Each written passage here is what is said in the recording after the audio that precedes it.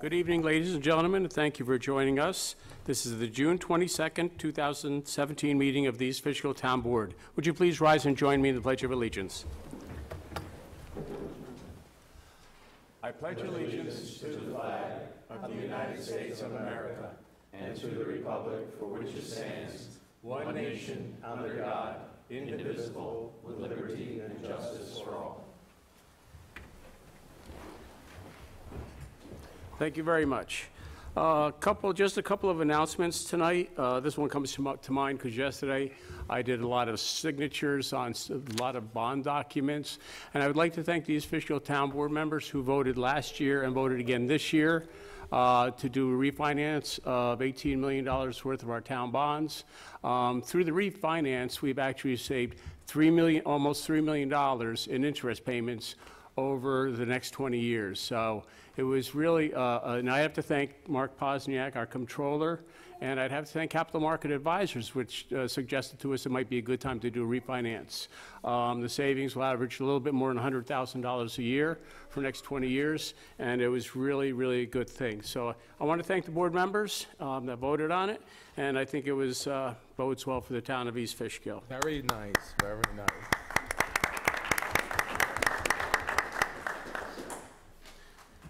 Second, and one other thing I did want to mention, and this is not of such a good note, but last year an internal audit conducted in November of December revealed missing monies of a non-material amount.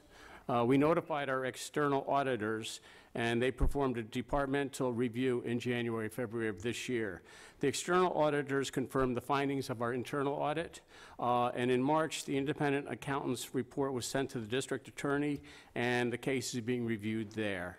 We're working with the district attorney to provide additional information, but for now, we cannot publicly disclose any more details as it might interfere with the ongoing review by the DA's office. So sometimes things happen, nothing that we're proud of. It just came up last year in an internal audit, so I just want to make that known.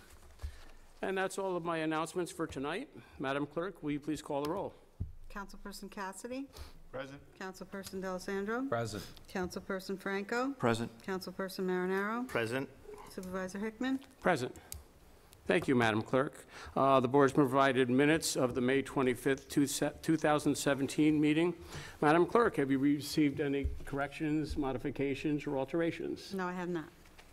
That being the case, do I have a motion from the board to approve the May 25, 2017 minutes? So moved. Do I have a second? Second. All those in favor say aye. Aye. Aye. Aye. Opposed? Motion carried. Thank you. We have nothing tonight under receipt and file. Next item on the agenda is public comments on agenda items only. Is there anybody in the audience who would like to speak on any of the agenda items?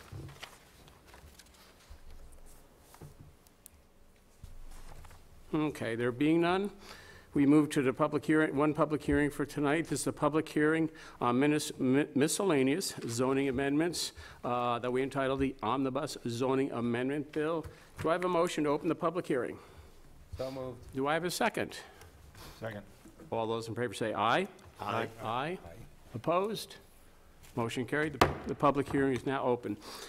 Just a couple comments about this omnibus. This is a compilation of zoning changes that was provided to us by our planning board, zoning board, and various other people that were involved with this, the attorney, our planner.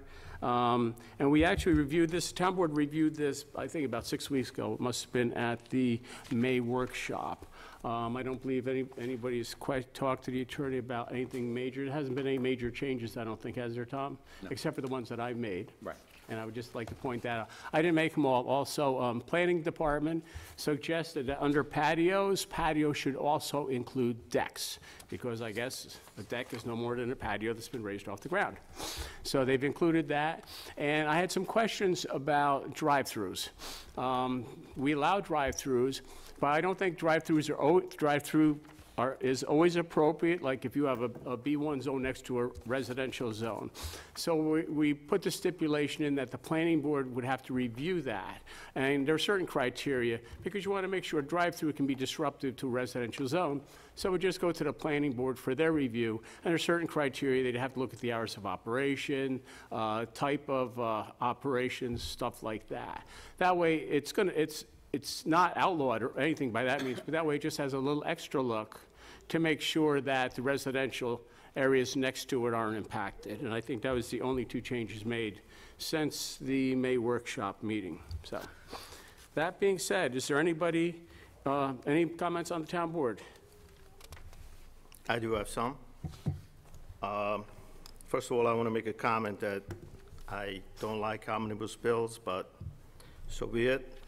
This is a bill that we put together tonight containing a lot of activities. My main concern is that in this bill, there was something about gas stations again thrown in there. Seems like East Fishkill has an issue with gas stations. I just want to find out what the intent of this amendment is. Does anybody know? You want me to, What's, okay. well, we went over this. Basically, the town board, if you recall, about 5-6 years ago, enacted a special permit because we have several gas stations in the town, unfortunately, that are subject of remediation requirements. The oil tanks leaked, et cetera. So we the town board adopted a special permit 4 or 5 years ago, which enabled, right now, 2 of them have already been cleaned up under that special permit. So the modifications that have been proposed here is, having gone through the process twice, it's a little modification of some of the language to make it clearer, because most of the contamination are on sites that pre-existed as gas stations. So this clarifies fully that if there's contamination, it can be rebuilt in a similar footprint, similar layout, even though it may not generally comply with today's zoning, as long as it's cleaned up pursuant to a DEC cleanup. Right. I tried to do some research, and I tried to go back and look at Article 9. I went through it, and what you're addressing right now, Tom, it's not in there. I fully agree that if a gas station's got contaminations, we should do something to rectify the problem before we reapprove the reopening of that gas station. But I think this is going someplace else. Well, this is virtually the same as what's been in effect. It's just a cleanup of some of the dimensional issues and everything that presented themselves in the process. Well, again, it's not clear. I will respectfully pull this amendment out of the omnibus law that we're trying to amend. I might also add that while it's referred to as an omnibus bill, all of these amendments go into the zoning ordinance. Right. So it's amending various parts of the zoning ordinance, and that way it might be an omnibus bill, but it doesn't amend like 10 different laws at one time. Right. No. I So- reviewed most of the amendments. I'm okay with that. Right. The only one that I think it's pertaining to this one over here, going back to gas stations, it's funny because Section 1 legislative intent says the town board of the town of East Fishkill, upon recommendation by the planning board, proposes to amend the code of the town of East Fishkill to clarify certain provision of the code, to improve efficiency, support economic development. I really don't think that putting more restrictions on this type of would support economic development. Oh, I think you misunderstand then. These aren't restrictions. This is, perhaps I didn't make it clear, some of the sites that we had and have yet to clear are sites that have been quote-unquote abandoned for quite some time because of the contamination. So this section is to enable someone who's willing to pay to clean it up, bring it into compliance with DEC laws, and reopen it as a thriving facility. Right, is there any That's what this is particular enabling. site? It's not putting more Is there any restrictions, it's particular site lessening. at this point that we're trying to address? Excuse me? Is there a particular site? No, there are, as I Couple said, in we've town. done 2. Right. I believe there are at least 2, possibly 3 more that are in need of it. There's one on 82, there's one on 52. There's at least 2 that immediately come to mind. Right, but they, the laws that were in the books right now, they kind of went through it and they rectified the problem. Of 2. Correct. But, and this is clarifying some of the issues that caused a back and forth between the zoning board and planning board. Can you disclose some of these issues at this Well, time? they're mostly dimensional because of setback, dynamics, measurements, et cetera. It's kind of, talks about B1, and I really don't know if this is actually stopping somebody that wants, has a piece of property in B1 from opening a gas station. I mean, from what I read over here, it just says amending permission, permitted uses from B1A transitional district, Right. and it talks about B1 zoning.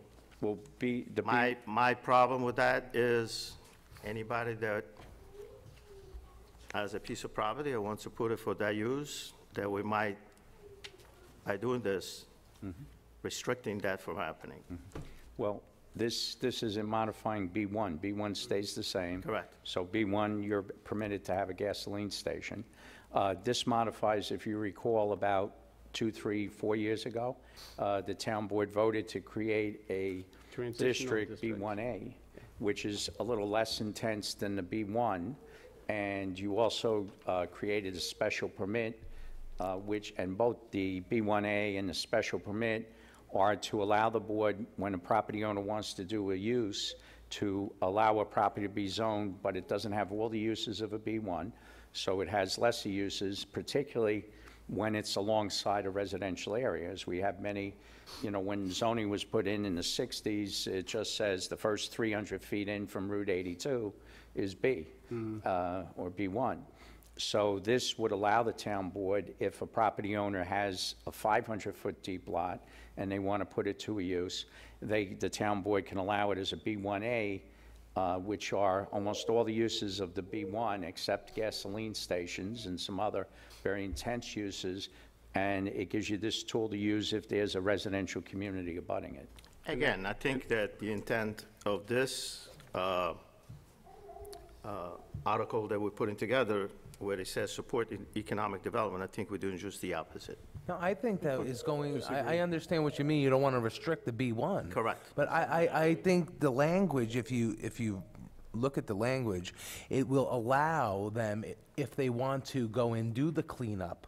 When the other 2 properties that had some problems, when they wanted to do the cleanup, this, I think, will make it easier for them to do it. So this will allow the business for them to do the business I don't know, easier. Nick, I kind of didn't see that. Could you address what it is, what says that? Well, subject to remediation of the conditions of this subsection. For purposes of redevelopment of a lot for use by an abandoned or distressed gasoline filling station or other permitted uses. A lot formerly used by gasoline filling stations which has pre-existed unremediated contamination or non-compliant fuel storage tanks. So the ones that have that, we're going to allow them to do what they want to do to make the gas station again. Right, what is it stopping us, them from doing that now? with I what we guess have in the The books? dimensional issues because of the an old site. Your zoning ordinance says if you have a use and it's not used, say, as a gas station for a period of 1 year or more, You lose your you grandfather. lose your grandfather. Correct. So the problem is, the only people who are interested in coming in and cleaning up contaminated sites, and in this case, we have 2 that the contamination went off-site also. They couldn't rebuild except for the fact that several years ago, you enacted this legislation that affects only contaminated sites like that. So you enabled them to be able to do it so that if the gas station today would require a 20-foot side yard and the contaminated site only had a 10-foot side yard, this special permit would allow it to be rebuilt with the 10-foot, provided that the public got the benefit of taking out the contamination and making it a clean site. So that was the trade-off. And what the language tonight does is just clears up some ambiguity about the language as far as the dimensional relief that they have. Nick, where did you read that paragraph from? In the Article page- 12, Page E. 7E. E. letter E. Where was that? Article Is 12. that the document that we have the, Yeah. Yeah. okay, so again, this document No, was no, not this supplied one. to us This before. one, Manny. No, it's in the omnibus law that Right you here. were referring to. It's on page 7, and it's paragraph E, which is the last full paragraph on the page.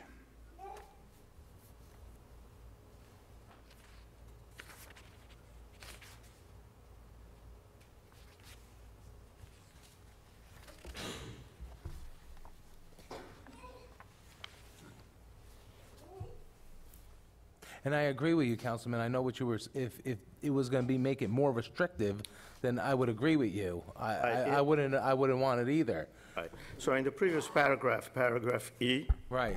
okay, excuse me, in the middle of the paragraph says, "No certificate of occupancy shall be issued for use of premises as a gas station until the owner has provided in a form satisfactory to the town attorney." That language should be changed, No certificate of occupancy shall be.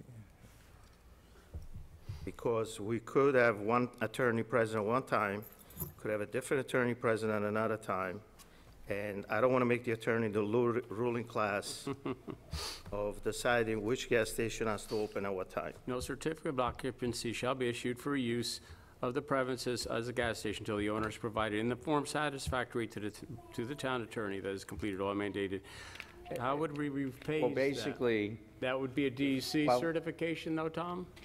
It has to I be done could. by an agency. if I you mean, look throughout the code, I know the councilman has a problem with town attorneys, but No this no doesn't offense to any give, attorneys in the this room. doesn't give the town attorney the power to approve or disapprove. What this says is that when the town attorney indicates to the planning board or building inspector that in his or her opinion, the certificate that DEC has provided that the site's been cleaned up is legally sufficient, then they're free to issue the building permit.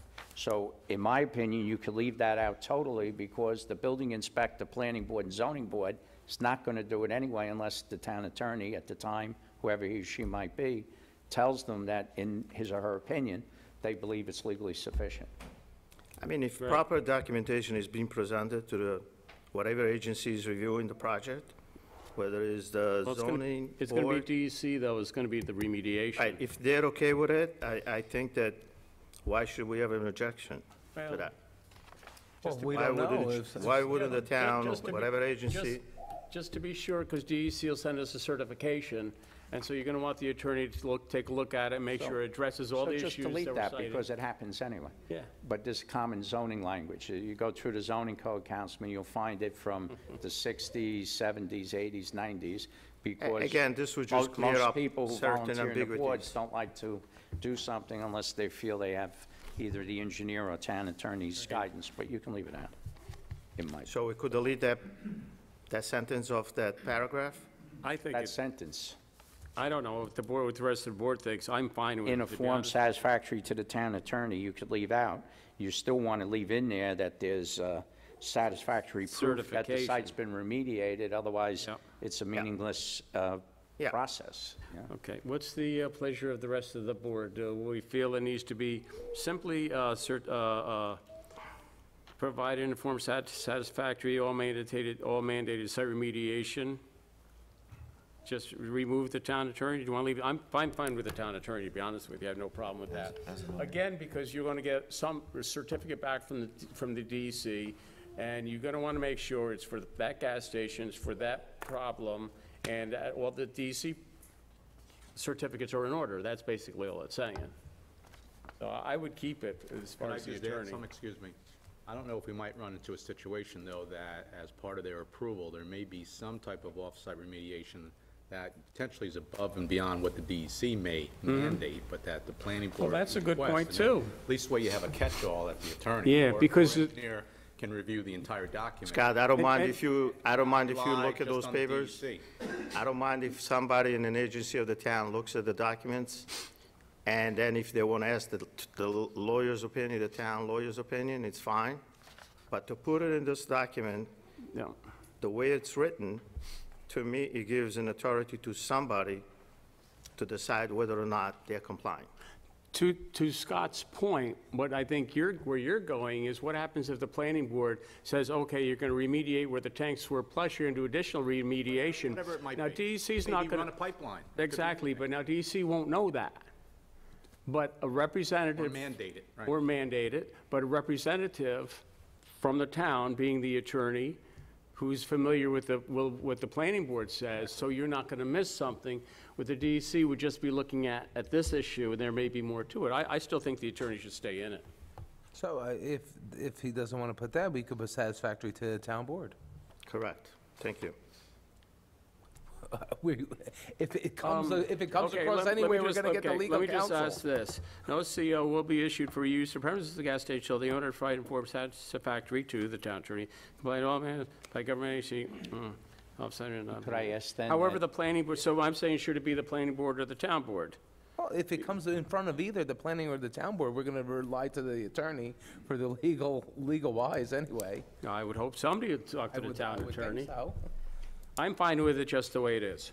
But if the board feels they need to change Why don't you it, just strike it?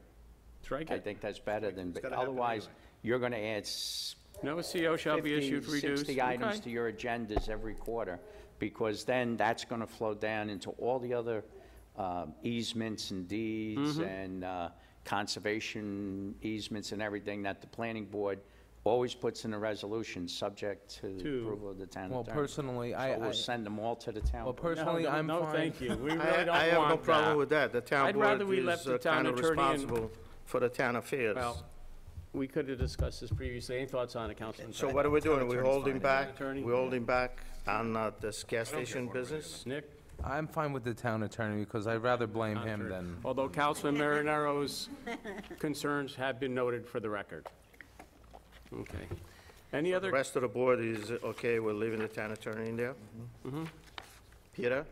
Yeah, I'm fine with leaving town It attorney, is fine. town representative, I don't care how you want to word it. anything else? Any other comments on the zoning amendments that are before us? Yeah, I have another one, that's guest house or caretaker cottage. Over there, we have one guest house or caretaker cottages permitted on parcels of 10 acres or greater in size, when located at least 25 feet from the primary residential building, or a minimum of 10 feet when connected with a breezeway. Now, I guess a caretaker house, the intent is for somebody that needs help. We allow a temporary home to be put on a property to take care of that person. So why are we making it 10 acres? If I am 70 years old and I have an acre and a half and I need help, I can't have somebody? Go ahead. Could I just address, I think that the true intent here is that we have larger parcels in the town that we find are being only developed for one large estate home, okay? You know, the terrain or whatever doesn't lend itself to a subdivision, or somebody of the means just wants 50 acres for themselves. And people of those means like to have a caretaker stay on the property, because it may just be a weekend home or one of many homes they own, and they want to have somebody there to maintain the snow, keep an eye on the house, and things of that nature. So we've been getting requests before zoning and planning board for that, and I think that we're trying to address that here. And the other law you reference, it specifically says has to be for an elderly or disabled relative of the homeowner. That's the echo. This would not be Would not apply. that, this would be a So caretaker. this is a different type of caretaker? Different, yes. There are Okay. several applications that come into the planning board up in the Stormville and Wickapee area where Okay. there's larger pieces. I know that we discussed that too at one time, so I thought that this was falling under that category. I think we discussed it at the May workshop, Yeah, too. we did, we went over this in May. Anything else? well, I had a question too about that. Can 900 square feet in size, now, if they want to go over that, they can't go to the zoning board. No. I think it should be 1,200 or 1,400. My personal opinion. Number one. Number two, with the accessory unit connected by a breezeway, that's allowed now, right? And Does that have size dimensions also? Restrictions? No. Now, if it's connected to the residence, then it comes into the calculation, the lot No, but I think the coverage and accessory everything. unit does. Well, if it's an accessory unit Two under, bedrooms and right. maybe some size. Okay. Okay, that's fine then. The only two things I would change on that would be the size, and I guess I would go to 5 acres or greater in size, but 10 acres, if you're seeing a lot of those applications for A lot of large. this stuff comes to us from the planning board or the Right. zoning board to see a lot of these things come over and over. And I believe the planner is the one that probably set the criteria for the 10 acres or what have you, the 900 square feet. So, I mean, if you want to change it on the fly, I'd have no problem with that. I'd like to, I don't but- feel that I know enough about the sizes and you know, the area coverage to do that myself. But if you know, if anybody else wants to make a change, if the rest of the board is fine with it, I'm good with it, so. Use Beekman Golf Course as an example. They have a caretaker's house Yeah. provided for the superintendent of the grounds. It's much larger than 900 square feet, but, you know, that's the house that he lives in. He But takes you care of the look golf at course the here. size of the property, and I think Size of that the that's what they property. look at, they want to scale it to the size of the property, so. So you'd be making the property smaller, but you'd be making a bigger dwelling, Right, okay. so. What about if the caretaker has a family? 900 square feet is kind of tight, Kind of tight. Okay. What would you like to change? unless we it to? put midgets in there. I said, Unless we put midgets in there, and then we could, 1,200? I would think that the 1,200 would be appropriate. Okay. The rest of the board okay with that? Would they have it proportional to the size of the house Well, anyway? that's what we Is were there a looking at. certain, No, because these houses formula can that they can be come up- 10,000 right. I'm square sure that feet, they're mammoth, but- 1,000 Yeah, square feet, yeah. you know. Typically, they don't even want to see the caretaker house. Okay. You want, does the board, would the board like to change it to 1,200 square feet? 1,200 is fine. Okay. I think if you go, there's a few of these on Beekman, Yeah, some of the old ones on Beekman, Phillips Road. Phillips Road, yeah. Phillips Road, there's 2 or 3 of them. Yeah, I think you're right. One thing I may want to add is, I think we had one that came in that had an existing house that they wanted to use as a caretaker, and then build their big house up on top now. If that existing home is 1,300 square feet, Would you want to strike this one for now to review this on, I just hate to be doing this on the follow fly. existing footprint, or? Guest house on caretaker cottage till we can discuss this with Take the that out. planner? Why don't we just do that? I mean, I hate to be throwing out all these numbers and just changing it like that with having, you know, some verification. So, okay, anything else? No, that's it for me. Okay, anybody in the audience like to speak on any items on the zoning amendment? Okay, there being none, do I have a motion to close the public hearing? So moved. Do I have a second? go ahead, Somebody wants- Marty? Oh, Marty. Isn't that up to the planning board to decide that? No. No, not necessarily. Why? The town board sets the zoning, which would designate R1, R2, commercial, size of the lots, square footage. We set that law. And then the planning board and the zoning, well, the planning board applies that to all the plans that come before them. That's why when they see a lot of these things that aren't quite working, and then they'll send us a memo, or the zoning board will say, look, we're seeing a lot of these, can you change the law? Which is what we're doing now. Otherwise, they have to go to zoning board for relief. So this kind of gives them the authority, and to your point, though, it's a very good point. What we change now is still going to be reviewed by the planning board. Yeah. So it's just, that we're allowing it to happen, allowing them to consider it. It still has to be done by then. It's got to be done. Yeah, okay. Thank you, Marty. Okay. Do I have a motion to close the public hearing? So moved. Do I have a second? Second. All those in favor say aye. aye. Aye. Opposed? Motion carried. Public hearing is now closed. I would like to I'm requesting a motion to adopt the omnibus zoning amendments that are before us without the guest house or caretaker cottage section, which we can revisit that at another meeting. So that being said, do I have a motion to approve this bill with that one section taken out? So moved. Do I have a second? Oh, I'm sorry. Do I have a motion to adopt the negative declaration? So moved. Do I have a second? Second. All those in favor say aye. Aye. Aye. Aye. Opposed? One opposition. One opposed. Okay. Do I have a motion to adopt this local law with that correction? So moved. Do I have a second? Second. All those in favor say aye. Aye. Aye. Aye. Opposed? One opposition. One opposition. Thank you very much. All right, that's it for the public hearings for this evening. And this is something we had talked about some weeks ago, so I'm glad we got it pretty much squared away. We'll have to work on that cottage section there.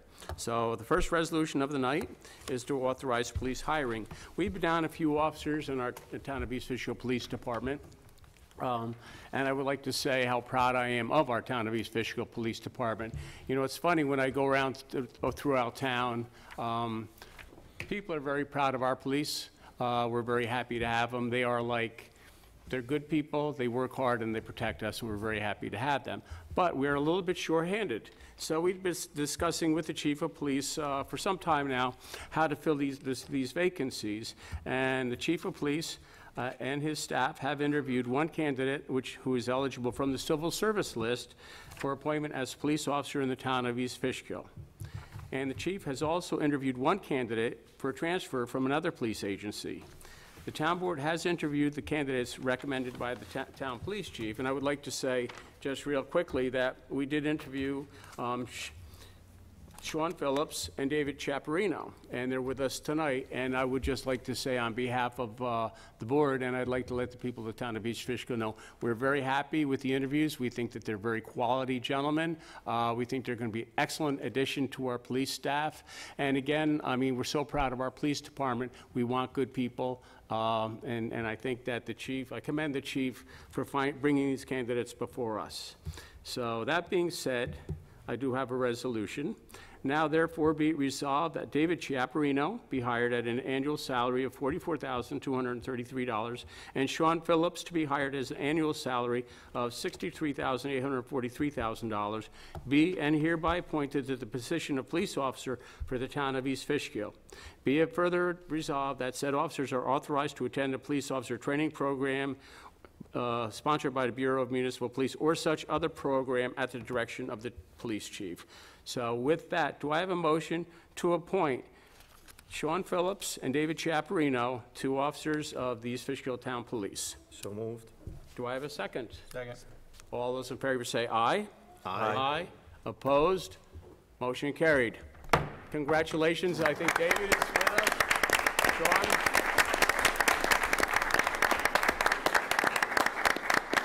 Really stand up a minute so we know who you are. There he is in the back. I know I saw him coming. Congratulations. Really. Again, I want to tell you how proud we are of our police department, and I know that you gentlemen will make us proud as new additions. So congratulations and thank you very much. And sorry about having to say how much money you're going to be making, but that was just part of the resolution, so what are you going to do? But again, congratulations. All right, Councilman Franco, you had brought this up, work on Field 5, you brought this up at the workshop, Yes. correct? Now, what has happened, we're doing work, we had this, the Recreation Advisory Board had authorized 25 tons of infield clay mix, 30 tons of crushed stone, and a pallet of clay bricks. So what happened is we'd gotten a report from Baseball, who's doing the project out there, that because of the dimensional changes, they weren't going to be using the Mount Clay bricks. They were going to use 53 tons of infield clay mix instead of the 25, excuse me. And we believe we're still at 30 tons of crushed stone. Now, we have gotten, for the clay, we have gotten the estimates, or the, what you would call the material list from the vendors. I'm still waiting on the ones for the stone, but because I believe is this time sensitive, Tom? Yes, it is time sensitive. That's what I remember. It's done, right? I want to, first of all, I'd like to thank the highway superintendent, Okay. Bill McCullen, for helping them out, because he pretty much Okay, bailed them so we out. already got the stone. Yes, it's, Did we get the stone? it's completed? Okay, now, okay, I was just curious when it came in, because we spoke with yesterday morning. I got a call the other night at 5 o'clock to see if we can pull them out of it. We did. Okay.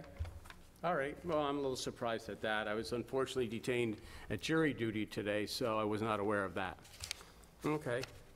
That being the case, I don't believe the amount's going to exceed $7,800, but I do believe that there's going to be changes in the quantities that were ordered. So with that, do I have a motion to authorize work to baseball field 5 not to exceed $7,800? So moved. Do I have a second? Second. All those in favor say aye. Aye. Aye. Opposed? Motion carried. Thank you. Okay. This is one that I've requested, whereas town supervisor requested that sidewalk bids go out for bid, that sidewalk sanding, it is for plowing, sanding, and salting of sidewalks, go out to bid. Because last year we ended up, we didn't have any bidders. It got late in the year, you couldn't get anybody to bid on it. So I'm trying to get the bids out sometime this month, so we don't run into that again. I need to actually put together, update our RFP from last year, or our bid package for the sidewalks from last year. So I'm requesting from town board the authorization to put out bids for plowing, sanding, and salting of sidewalks. So moved. Do I have a second? Second. All those in favor say aye. Aye. Aye. Opposed? Motion carried. Thank you. I will be working on that next week. All righty. Your weather app was different than on my phone. Why's that? That you were getting bad weather at the No. All righty. Councilman Franco, would you read the next resolution, please? Whereas authorizing Sons of Italy Car Show. Whereas the Sons of Italy conduct their annual car show to provide to raise funds for charitable purposes, and whereas a written request has been received by the town for the event to take place on July 30th, 2017, from 12 noon to 4 p.m. in the parking lot behind the community center. And now therefore be it resolved that the town police, town recreation department, and all other agencies of the town are authorized and directed to allow the use of the McGrath parking lot by the Sons of Italy on July 30th, 2017, from 12 noon to 4 p.m. And be it further resolved that this consent is subject to the receipt of a certificate of insurance from the Sons of Italy, indemnifying the town for any liability arising out of their use of the McGrath parking lot and/or surrounding areas. Thank you, Councilman. And we have a letter from the president of the Joe DiMaggio Lodge, and also a letter to Mr. Green from the gentleman putting on the car show. We have a very good relationship with Sons of Italy. So with that, I'd like to entertain a motion authorizing Sons of Italy to use the McGrath parking lot for their car show. So moved. Do I have a second? Second. All those in favor say aye. Aye. Aye. Opposed?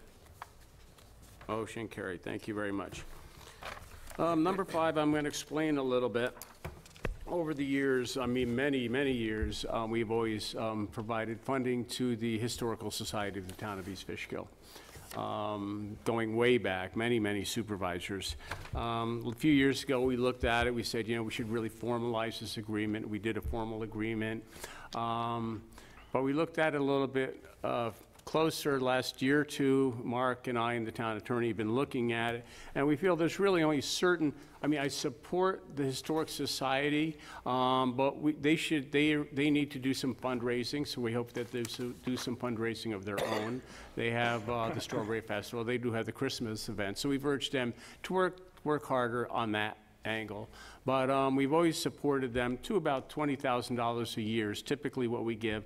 But we provided that we were only going to pay overhead expenses. We'd only pay utilities. We'd help them with the insurance and certain things of that nature to try to induce them to do a little bit more of their own fundraising throughout the year.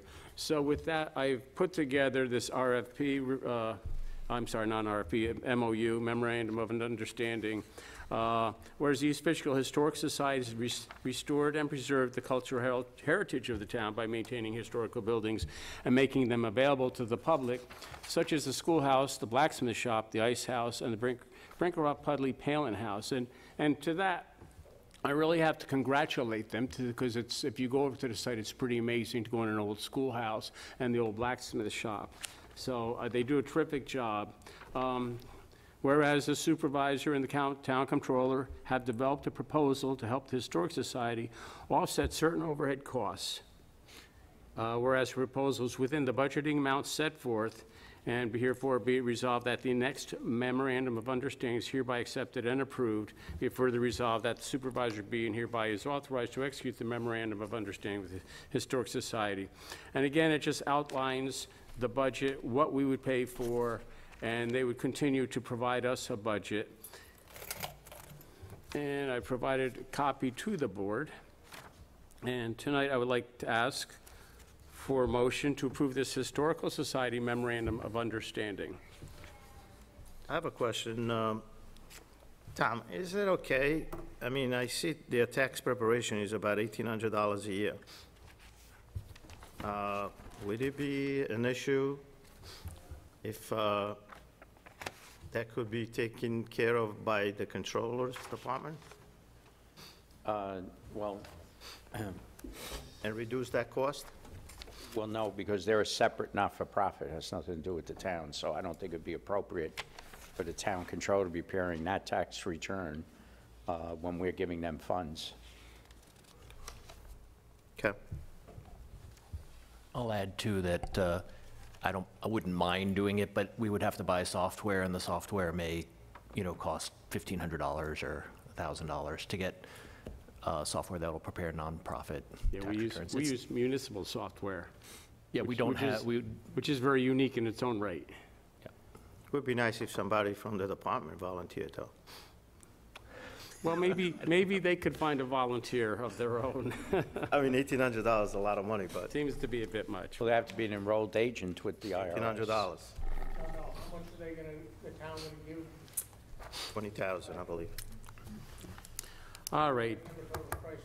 Do I have a motion approving the Historical Society Memorandum of Understanding? So moved. Do I have a second? Second, All those in favor say aye. aye. Aye. Opposed? Motion carried. Can I just, So, Thank do we you. give them this check in one thing, or do they give us bills and we pay them? No, No, this will one be check. giving them one check, and then they support their budgeted expenditures each year. so every year for the budget, they'll be submitting a Previous one. A budget. a voucher. Yeah. Well, the Well, they'll agreement, submit a budget and we'll. the agreement and says the they right submit a about voucher with a proof of what that is covering, so I guess they anticipate it'd be several. That's the problem in the past, you used to just give the money. The town law allows you to give money to support a historical society, but the state controller says you should have an agreement outlining what expenses you're Sure, covering with because the it could budget. be- So this brings you in total compliance with town law and the state controller. And this contract is only for 2017, renewable with the consent of both parties. So, if there's any problems, we're not locked into a long-term agreement either. So, okay. Carol, did we have a motion and a second? Yes. Did we vote on it? Yes. Oh, it's good. Thank you. Got Yes. sidetracked there. All righty. Councilman D'Alessandro, would you read the next resolution, please? Sure, appointing a planning board alternate, whereas the planning board is made up of 7 members and 2 alternates, and the planning board chairperson is requesting the town board to fill the second vacant alternate position. It is necessary for the town board to appoint an alternate to the planning board for a period of 4 years in accordance with the provisions of town law. Now therefore be it resolved that Edwin Myoshi be and hereby is appointed as an alternate to the planning board for a period of 4 years. Thank you. And we did interview Mr. Myoshi a while back with the chairwoman of the planning board, and she seemed to support his approval as alternate to the planning board. Excuse me, do I have a motion to appoint Edward Myoshi, alternate to the East Fishkill Planning Board? So moved. Do I have a second? Second. All those in favor say aye. Can we have a roll call on this one? Please? Sure. Madam Clerk, would you call the roll, please? Councilperson Cassidy? Aye. Councilperson D'Alessandro? Aye. Councilperson Franco? Aye. Councilperson Marinaro? Nay. Supervisor Hickman? Aye. The resolution passes, correct? Yes. Okay, very good. All right, Councilman Marino does have a project in front of the planning board, so I think that that should be noted also, that this gentleman actually may be reviewing that project, so. All righty, number 7 is to award bids I'm for sorry, filters. Town Supervisor. Excuse me. What is that? I said that you have a project before the planning board. Correct? Your Hilltop Manor project is before the It's planning board? been before the planning board Recently? for the last 20 years. What No, does this no, have no, to it's do? been, I'm just saying that. What Well, does you this voted- have to you do voted with against- disapproval of this, or I just made a disapproval of this comment. gentleman? I just made a comment, that's all. Your comment is out of order. Oh, I don't believe so. I just made a comment that you have a project before the planning Your board. Hilltop comment Manor. is with prejudice and out of order. Well, I don't think so. I don't agree. You could think whatever you want. Excuse me, Mr. Wood. These kind of comments. Well, supervisor runs the meeting, so he determines what's in order. Well, he runs the meeting, but he cannot make inappropriate comments I don't- in what's- public. What's inappropriate? You have a project before the planning board. Mr. Hickman, in the past, You have a project before the Mr. planning board, Hickman, in the correct? past, has been accused of prejudice against certain properties, and we have meetings about this. Mr. Hickman is opening himself to a lawsuit one of these days. To make comments like this in public, You did, it's It's a matter of- discriminatory. It's a it's matter not of disclosure. discriminatory. It's You have a planning- discriminatory. You have a project before the planning board. It has nothing to do with this. Well, you voted on a planning board member. That's all. That was the only comment. The only comment that I've had about the planning board, that we should have more competent people, so that when the reviewing process go through, okay, they could be more effective and more expedient. That is all. Okay, That's a general comment. that was my comment. Well, your comment has got prejudice, and I want the record to know. Town clerk, please, let's put that in the record about the town supervisor comment. My comment was only that you have a project before the planning board, Hilltop Manor. If you want, It's not going to go in the record? if you wish it to go in the record, it will be noted in the minutes. I would like that, too. Thank you. All righty. Resolution number 7, awarding bids for filters for Fishkill Plains Water Plant. Scott, you've received the Yeah, bids. we're gonna table that. that. We're gonna table that for now. The bids came in substantially higher than our estimate, so we're gonna table that for now. Okay. But you did have something you did want to request from the town Yes. board, authorization for, For the subsurface investigation for the Cannon Well connection to the Hamlet water facility. That's so we can proceed with the design of the raw water lines. right, and that's, We have rock in this area, and we're trying to Right. pick the best route and minimize the amount of rock we can. and when you're talking about this, you're talking, because we just built a water tank out in the park. And adjacent to the water tank, we have the existing facility that we're going to expand and put new treatment in and new booster pumps, et cetera. The wells are across the street on Right. Cannon. We need to get the raw water from Cannon across 376 through the rec yard and to that facility. So these borings are going to identify how much rock and try to pick the best route to minimize. Now, we have a pipe underneath through 376, correct? No, Oh, so we still have to do a bore? yes. Okay. That's a horizontal bore. These will be vertical bores Okay. to determine. Are the you amount gonna, of rock. but how are we gonna find out where we're gonna bore across 376? You gonna That's the do, you gonna do point the of- bores on both sides? Okay, Yes. oh, all right. This is the investigation to pick the best Yeah, route. yeah, So we don't have any okay. surprises. And we have to get the pipe from here to there? Yes. Very good. You've reached out, you've gotten proposals? Yep, I think the board has the letter from the 3 proposals. Oh, for the Morse letter, yep, Yep. okay. And the low bid was $34,916? Yes, ADT. Okay. And they did the boring actually on the Hamlet storage tank that's under construction right now. Same Oh, okay. Oh, very good. All righty, so in lieu of awarding the bid for the Fishkill Plains Water Plant, which probably will be on the agenda for the next town board meeting, we'd like to award this RFP to Aquifer Drilling and Testing in the amount of $34,916. Correct. Okay. Is the board okay with that? It's just basically, we have to get that project going so that we can continue with the Hopewell Precision Superfund water line. And once the project is completed, we get reimbursed for these funds, That's upon connection. Yeah. Okay. when everything's final. they're connected, yeah, yep. When they, But this has already been previously budgeted, and we already had right, approved right, that. I just wanted to just double Yeah. check. Okay. Do I have a motion to award the RFP to Aquifer Drilling Testing for the, I guess you call it, Scott, subsurface Investigation. investigation? So moved. Do I have a second? Second. All those in favor say aye. Aye. Aye. Opposed? Motion carried. Thank you very much. We'll get that going.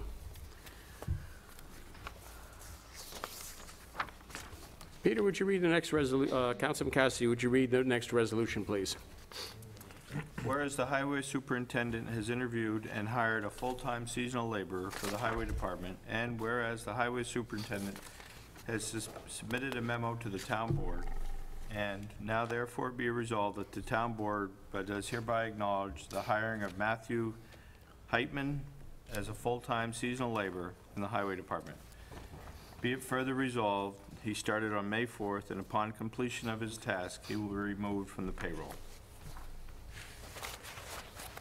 Great, thank you. And that was two of them. There's two of them here, That was Peter. not the right, here. Right here, and Ann Armin Merrigan Jr. That's what I got. Matthew Heitman and Armin Merrigan. Well, now you're gonna hire another person? Yeah, well, Yeah, which one in order? seasonal. Has interviewed the full-time seasonal and highway department, and the highway, now therefore be resolved, the knowledge of the Matthew Heitman and Aram Mergian. Mergen as full-time seasonal laborers at the highway department. Matthew Heitman started on May 4th, and Aram will start on June 21. And upon completion of their task, they will be removed from payroll. So do I have a motion to acknowledge the hiring of these seasonal workers?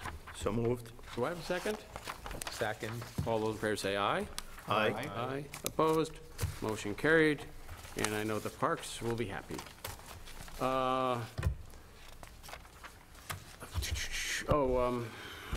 Recreation Director Bill Green has requested, this is kind of a camp counselor, as per request from our two summer camp directors, is from Rec Director Bill Green. Could you add to the list of substitute counselors Todd Coran, who has 5 years' experience working at the camp?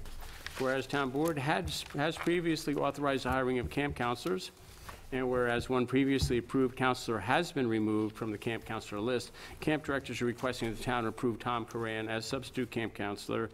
Now therefore be it resolved that the camp directors being hereby are authorized to hire Tom Coran as substitute camp counselor, paid at a rate of $11.50 per hour, and that said employment shall be seasonal employment. Upon completion of the task, he shall be removed from the payroll. Do I have a motion authorizing the hiring of this additional camp substitute counselor? So moved. Do I have a second? Second. Thank you. All those in favor say aye. Aye. Aye. Opposed? Motion carried. And the last one that I did want to bring up, this is from the floor. We have some of our police officers out on workman's comp. One would like to just retire. He sent us a proposal for his retirement. Spoken with the attorney about the proposal, and it's in the best interest of both parties, I think. So do I have a motion to authorize the retirement agreement with Police Sergeant Eric Fields? So moved. Do I have a second? Second. All those in favor say aye. Aye. Aye. Opposed? Motion carried. Thank you very much. Okay, and I believe that's it for the resolutions tonight. There are no budget transfers. And what are you handing me here? This is going to be on next month. I have to look at that one. Yeah, next month. All right, there are no budget transfers. At this time, we'll take public comments on general town issues. Anybody in the audience like to speak on general town issues?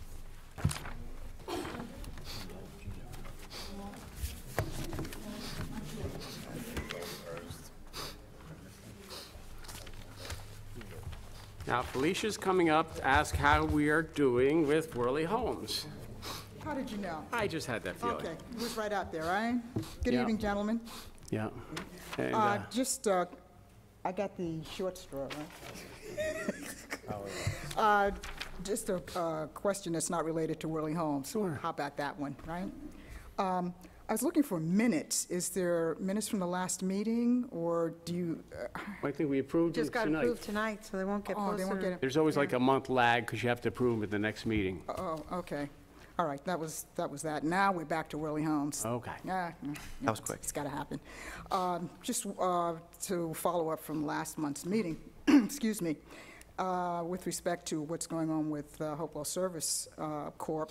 and the acquisition, transfer, where that... We're in negotiations right now, but it's very positive. Okay, that's a big plus, because I know there's a lot of, there are rumors swirling all over the place, and you'd like to not have that going on, to get clarification. I mean, there was talk about some kind of bankruptcy, and I don't know if that would expedite anything. No. There's not anything like that, and there's still issues with compliance. Yeah. There were issues about, I don't know, arrears taxes and other situations. Is any of that accurate, or? Some of that is accurate, absolutely. The back taxes thing, the compliance. We've spoken with the Board of Health, the Public Service Commission, and let me just say, and I can't say too much, but things are going in a positive direction. Is there any way to find out? No, we don't want to slow momentum, obviously. Don't want to do that. We do want to make sure that momentum keeps going and that eventually it gets taken over, so that the process can be moving forward, meet the things that Scott, who's, got about 37 things on his plate, but, always in the back of my mind is that grant or grants, and to work towards getting that, reducing costs, and or combining that for pipes. I heard the pipes, it's not out the window yet, but absolutely remembering that the necessity to reduce costs for, many of our folks that would find it to be a hardship. Okay. I'd spoken to, I think it was to Nick at the end of the last meeting, is there a possibility of having someone work with the town, or have someone with to represent, or be a liaison, or someone so that there's a transfer of information, not necessarily always at the public forum, but as the project hopefully moves forward and continues to move forward, that questions can be asked about the project as the scope and scale and the details start to emerge, and the timeline. Because I'm about to put Bill on notice here. It's coming. Get ready to duck. In terms of a timeline, so that Bill can say, Felicia, we have a date certain to pave your roads. So it's important to have an idea, and we have a general schedule, a general idea that it's within 2019, 2020. Okay? I still think we're on track. We're on track. Bill? Felicia, if I'm highway superintendent next year, your roads and Worley homes will be paved. Oh, wait, hold it. Hold on. All right. No. I'm concerned, and I discussed this with the town engineer. If they put water mains in, they go alongside the road. I'm at a loss for words.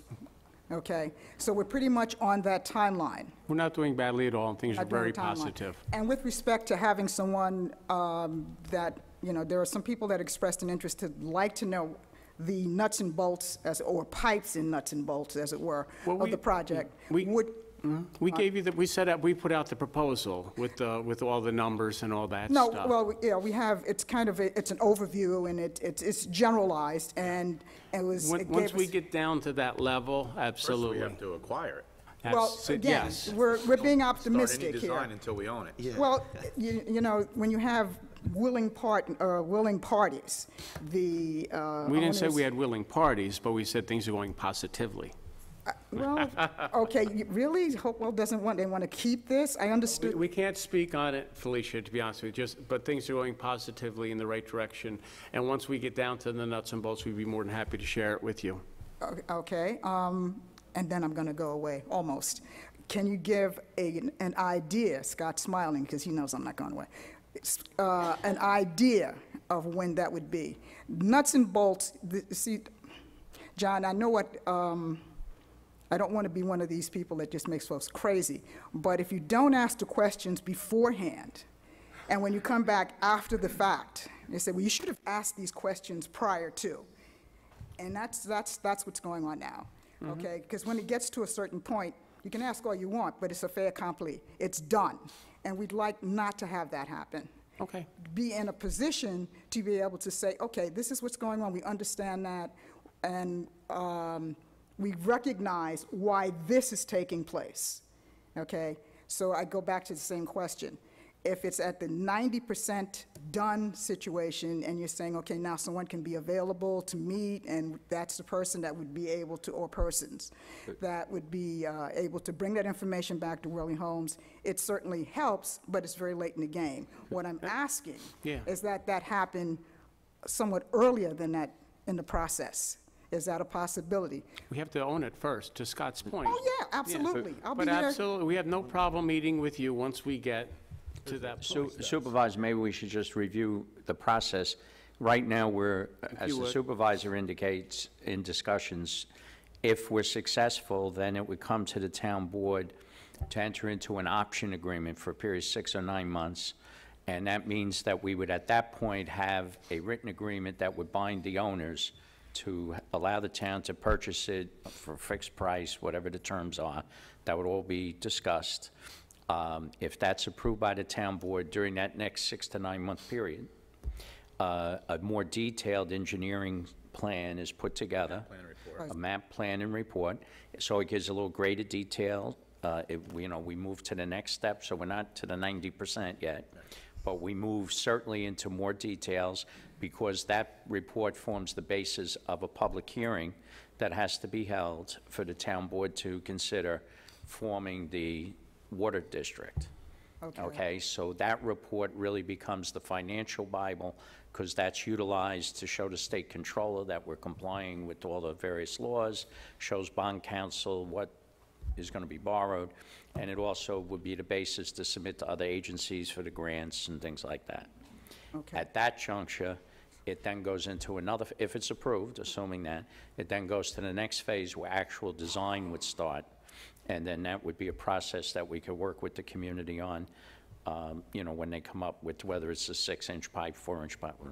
Okay. Okay. And So certainly there are multiple opportunities. Well, it's looking, we're already into 2018, and this brings me back to now putting together and being in a position to submit or write and submit a grant. Would we be able to, Right. would there be time to be able to submit a grant for the, is it WIA, the WII? Well, it wouldn't be this year, obviously. No, this year but it wasn't we were feasible. looking to do that next year, at the next next year? round of the infrastructure grants. And it Okay. depends on the type of grant, because some grants require shovel readiness. Yeah, Other grants, like the one we have right now with the aid with the interest rate, yeah, can be a concept. that's a concept, yeah, So it which really we've already depends on got the nature of the that. grant, how far along you need to be in the process. And Right. and you remember, we need to have map plan report, we need to have bond counsel, we need to Have have. a resolution bonding approving res- borrowing yeah, for the improvements, yeah. there's a lot with So that. we'd be looking to do that next June, by the next June Right. deadline. Next deadline. Just back to an earlier comment you made, Tom, in terms of at the town plan meeting or the meeting in terms of acquisition, would we know if there's a cost involved? Would we be able to have that information? Would that be made available? Once if we conceptually. If it happens? If we conceptually reach an agreement, we'll have a letter saying that, this is the terms. That would be public.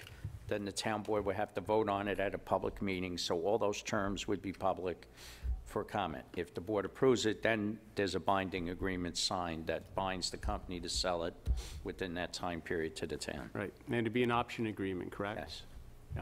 Yeah, And what is the option agreement is? just It what just spells holds everything down, out. it's a binding agreement that the owners are bound to sell it to the town during that 9-month period by the town saying, okay, we're ready to close. Okay, and we have to have it that way because if we have a public hearing and the community is opposed to this district or whatever, we don't buy it. But if everybody agrees and we want to buy it, we don't want the owners then saying, oops, it's now plus. We want to know what the deal is.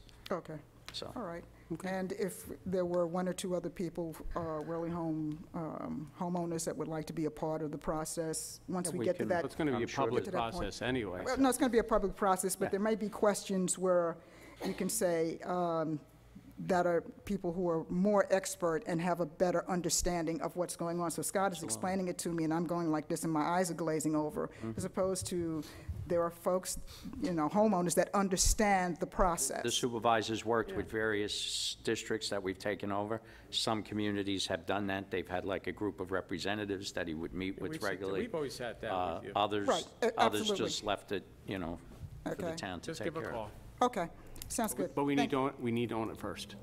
Yeah, and we're crossing fingers. That was the nicest. You said if you're a highway superintendent, why wouldn't you be highway superintendent?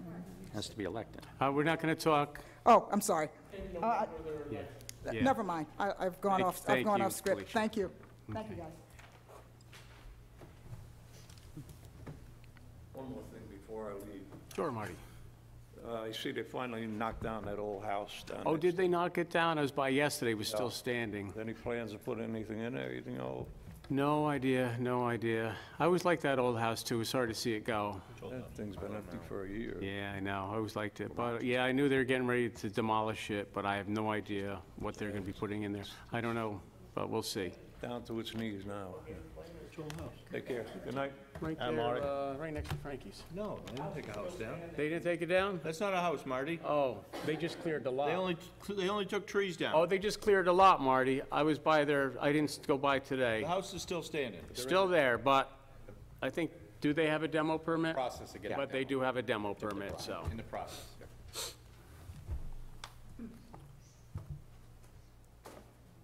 Hi, my name is Ann Kniff. I live on Monaco Drive. I've been here for 40 years.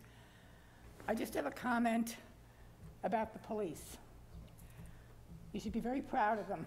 I had a break-in my house the beginning of May, and when I came home from ShopRite, I think every police officer in Hopewell Junction was in my driveway. That's where they were. They couldn't have been nicer, couldn't have been more helpful. All that was taken was drugs, my medication. Yeah. Which was no good to anybody, But still, but people, yeah. if they'd kept it, they would have had good blood pressure, low cholesterol,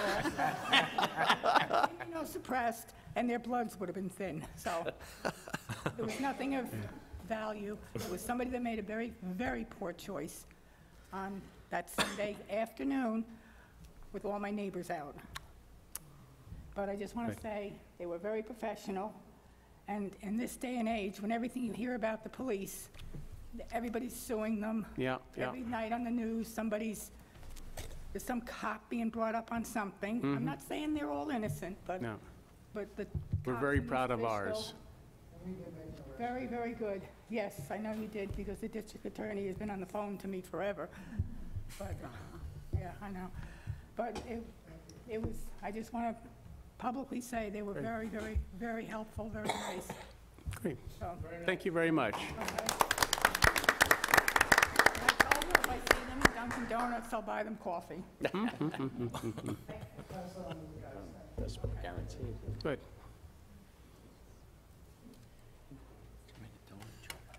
Good evening. I just have a question maybe about procedure. Is it possible to put on the minutes a complaint or a notation from the floor? Or is it only done by board members? Well, is it about the minutes? Is it about? It's about items on the agenda. I just wanted to point out the irony as a former special educator about the hiring of or the appointment of the planning board alternate. Yeah. You made an objection. You voted nay, Councilman Marinaro. And that was your right. And Supervisor Hickman had a comment, which was, I believe, his right. And you pointed out what I think is an irony, using the word discrimination, when in discussing the cottage for the caretaker, you use the word midget. It's offensive to anybody who is different than what you believe should be right. So I would just ask that it be added to the minutes, that if you're going to make accusations of discrimination, make sure your side of the street is very clean. Thank you. Politically correct, I apologize. Discriminatory and obnoxious. That's your opinion. Okay. Everybody in 2017 should have the same one. Okay, thank you. Anybody else? I want the record know that you have made some outrageous comments in public in the past. I don't think that this is the place to, thank you.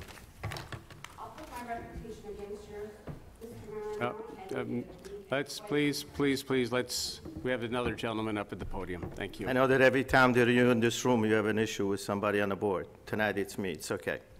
Excuse me, I we have said a gentleman politically at the, correct, and I apologize for the comment that I made. we'd have a gentleman at the podium. Yes, sir. Okay. My name is Sean Flynn. I live in Hopewell Junction. I came here a few years back about a safety issue. Came in front of the board. There was Jake brake coming down the hill, I believe, Sean? It's about trucks. Use of the Jake brake and the About trucks coming down the yes. hill into town. Well, Yep. not just the use of engine brakes, but of safety concern. Excuse me, I'm a little nervous. I've drove a truck for over 30 years. Used to train people how to drive. I was an instructor. I gave CDL road tests. I came to this council trying to explain to them that if a truck needed an engine brake in this town, that there was something wrong with the equipment. It wasn't a noise issue. I tried to talk to Mr. Cassidy about this, and Mr. Cassidy ignored me. I talked to the East Fishkill Police Department about that, and they told me it was a state road. Mr. Cassidy always brought up the fact that it's a state road, it's a state road, it's a state road. Every time you talk to somebody, they're telling you it's a state road. I believe I wrote a letter to DOT on your behalf because it is a state Yes. road. Yes, exactly. Well, I wrote the letter. I took your verbiage and included it Here's in the my letter that came from, that I did on my proposal. Here's a letter that I helped write that went to them after the proposal went to them. Here's the other the letter back from the state saying why they could not put up the signs. Something the town attorney should have known in the first place. Should have looked into it. I feel that I was led on a wild goose chase. I felt I was being manipulated by you. I think you played a game with me. No, I would disagree with that. I even submitted videos Which I believe that no one ever got to see, except for Mr. Franco, who came to my house just the other day and watched the videos at my house. Sean, didn't we send the videos to DOT? I gave you those videos a month before because I was. Didn't we send them to DOT, Sean? I brought those in a month before the council meeting. Yeah. And I talked to your secretary, not just the other day, and I asked her, what do you have to do to get videos on the council? Can I show them on the board? And she said, no, you just give them to me. Make sure they're in time. I'll put them on a disc, and I'll put them in the package to show these people, to show the council. The council never got it. You had those videos for well over a month. In fact, they were sitting in your drawer, and when I sent you an extra, after we were rejected, I sent you another letter saying, well, maybe we should send those videos to Mr. Cummings. Correct. Correct. That was after you had them for over a month. I got them back. Right, we sent them. I got them back, and I did it. I went through it. I redone them. I added some, took some out, sent them with him. Now, here's the letter about it. The letter that I helped write. I have all the drafts. I have all my notes of where we wrote up these letters. Me and Lucy wrote up these letters.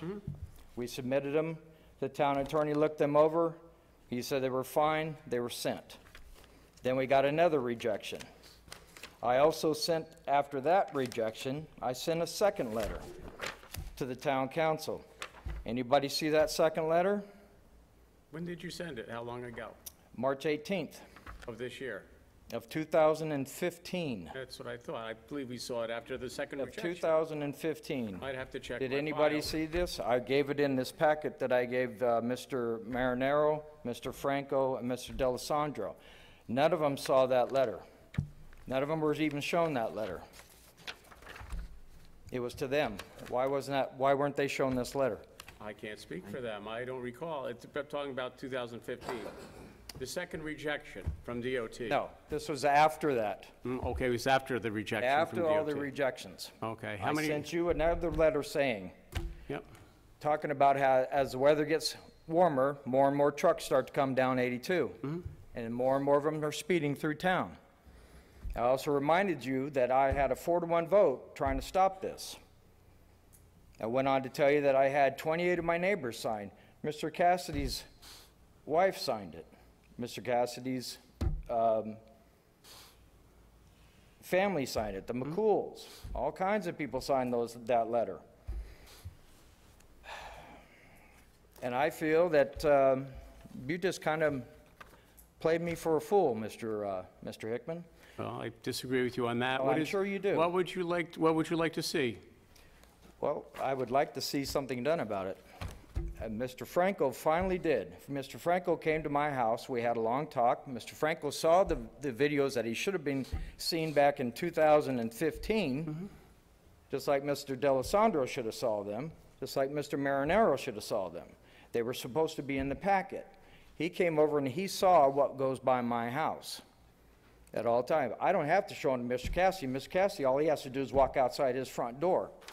He can see them. They're speeding, they're unsafe. They do not have to be doing this. I came to you, I thought maybe you would do something about it. It's a safety issue. Now, if somebody pulls out from the community center and one of these trucks is speeding through town and hits them, doesn't matter whose fault it is. Somebody's going to get hurt.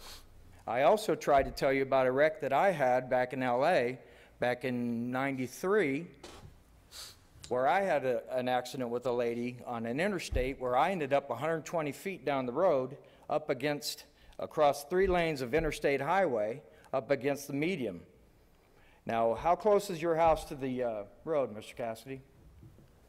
You'd have to go over the cliff to hit my house. Yeah. Well, how close is how close is your father-in-law's house? 40, 50 feet. 40 or 50 feet. I would have went right through his mother-in-law's house. Okay. Don't you have a grandson that plays out there in that parking lot? And you have nieces and nephews and all that right there in that old parking lot right there, don't you? I disagree that it is trucks only. I don't know anything about that other stuff. I've had this debate with the police department long before, for 20 years. Well, I know you brought up Everybody you brought comes up the over that fact hill. about motorcycles one time. Everybody comes over that hill doing 45 to 50, the majority.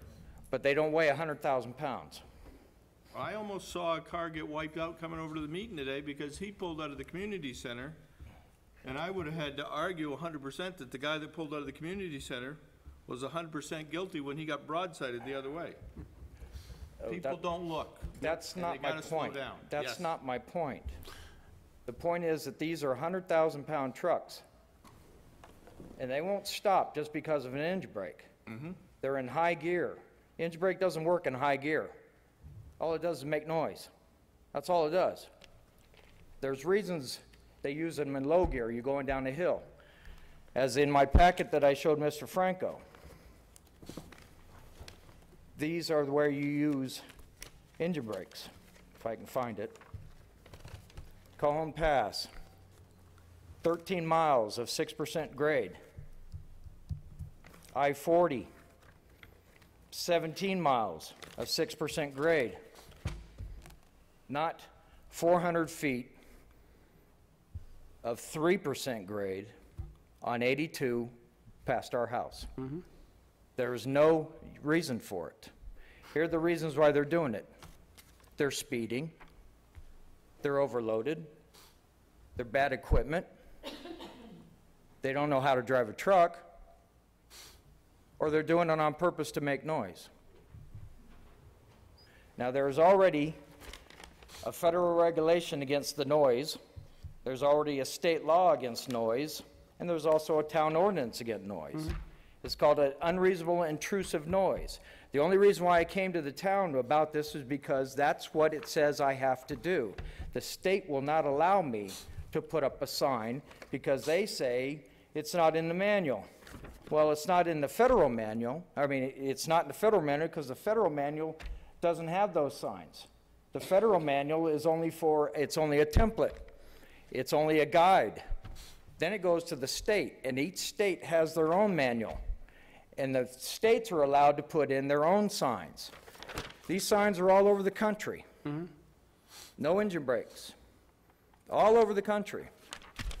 It has nothing to do with noise. I came to the town with a safety issue. First, I was ignored by the person who was supposed to be the one I go to. Wouldn't even talk to me about it. Oh, no, we had a very lively discussion. Not you, I'm talking to Mr. Cassidy. Mr. Cassidy lives right, I could hit Mr. Cassidy's house with a rock. I can look out there and see his house. Didn't even want to talk to me about it. In fact, he told my girlfriend if we didn't like it, we could move. I don't appreciate you talking to her like that. We have an understanding there, sir? She's a good friend of mine. She's been a good No, friend of mine. not anymore, she's not. Okay, Not after that. all right. That's 4 years ago. Okay. You think this is funny? No, It's a safety issue, sir. I agree with you. And that's why I came to you. You're on the town council. You're supposed to talk to your constituents. Okay. And when I came to Mr. Hickman, 3 times, you ignored me 3 times. Sir, I have it in the notes. I take notes, okay? I take notes, I see that. yes. I spoke to you on that first meeting after 3 times, after being yelled at by your secretary on the 4th call because I said the word damn, Okay. okay? She yelled at me for who was I, who did I think I was to complain about this kind of stuff. Nobody complains about that, which is not true because the people out here on 376 have been complaining about it. They're closer to the road than I was. Doesn't sound like my secretary, but It's in my notes. I know, doesn't sound like my Okay, secretary. well, we even had that discussion right in here that same day because I came down here after she yelled at me over the phone and asked her who she thought she was yelling at me as a constituent. And you pulled me into this room to talk to me one-on-one. We talked a couple Okay? times. Yep. Right. And we talked about it, and I told you where I lived. Do you remember that? Sure. Yeah, and I said I lived right across the street from the McCools. Do you remember that? I know where you live. Yeah, but when I said you know the McCools, you looked at me and you said you didn't know them. I wouldn't say that because I know the McCool's Doesn't very know well. Peter's family. Not possible? I would find that hard to believe. Spoke to Doug McCool. Hickman doesn't know Doug McCool? It's You're in my putting- notes. That may I be have your all of my sir. notes. That may be your notes, sir, but I would have to disagree with them. But I would like to get to the point. You would like, is it the sign that you wish? No, because you can't put the sign up. Oh, okay. And Mr. Town Attorney should have known this. Aren't you supposed to, I don't enforce state laws on you are supposed to let the town council know if what the proposal that they are doing is legal to do so. Is that not correct? I recommended to them that they send it to New York DOT. State DOT, whose road it is and who has absolute jurisdiction and over which we have no right to even place a sign. And you couldn't tell me this. We sent you to DOT.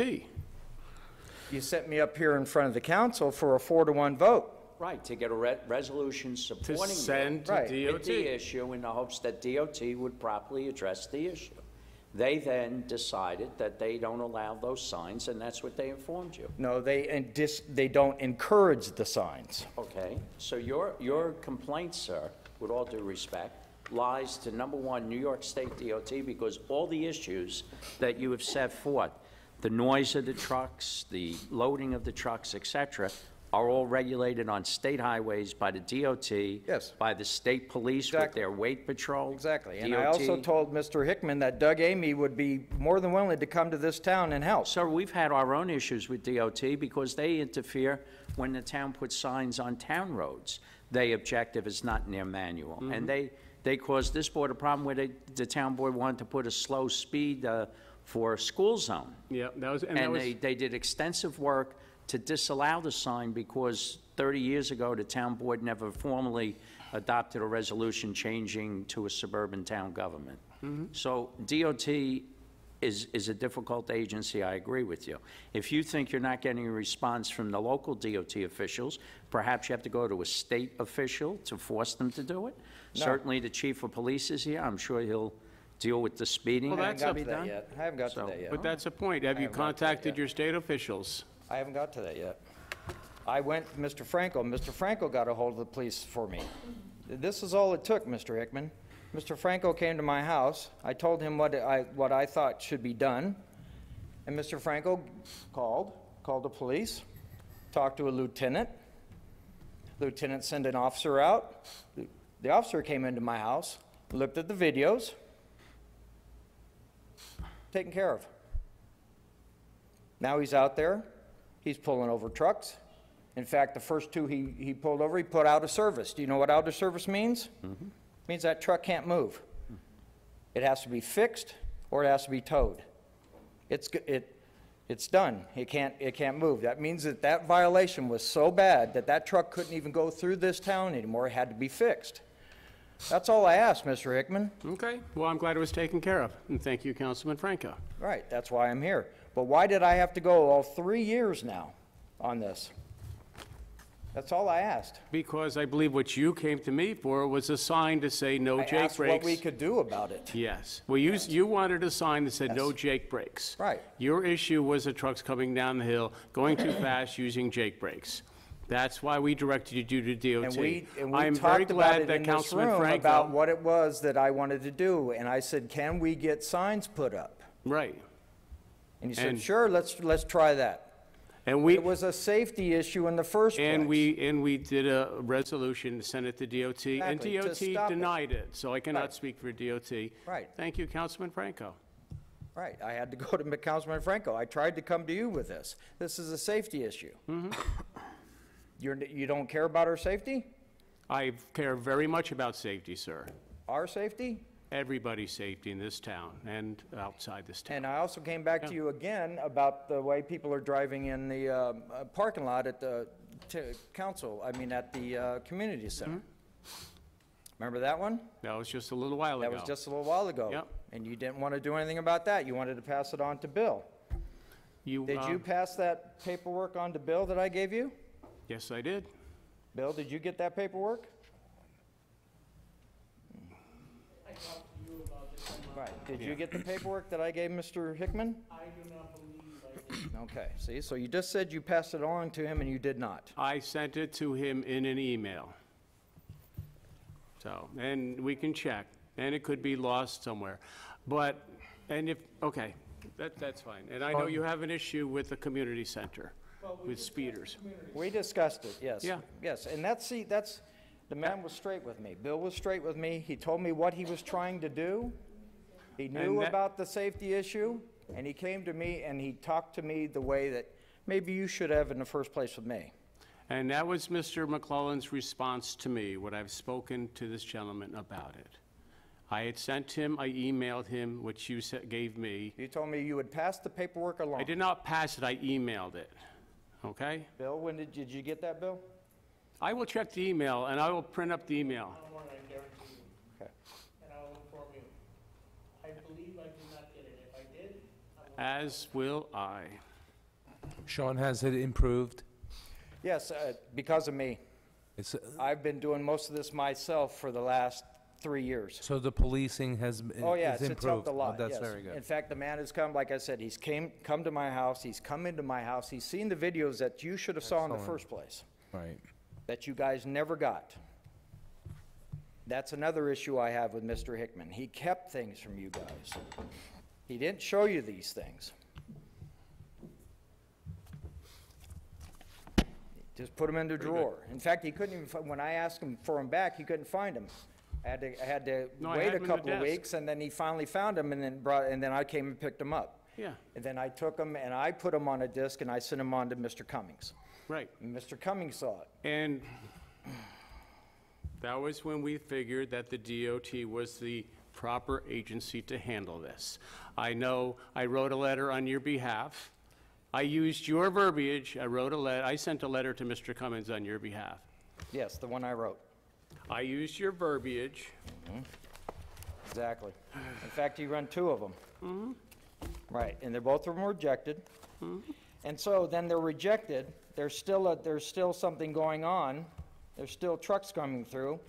You couldn't come back to me and say, well, geez, you know, they're not gonna do it this way. Is there something else we can do? Do you? Well, I'm glad that Mr. Franco contacted the chief Yeah, of police after and you had your officer out. 2.5 years. And that's very good. 2.5 years. Yes. 2.5 years. Yes. DOT obviously didn't want to do anything about it. No, and It's a neither town. did you. It's a state highway. I thought that. Mr. Town Attorney, who has jurisdiction of the roads here for policing? State Highway Route 82 Policing. is DOT. Police, So you can't give tickets? town police, state police, Dutchess County Sheriff, a whole- Right. So you do have jurisdiction over the roads? for police enforcement. Right. yes. Okay. Yes. Okay.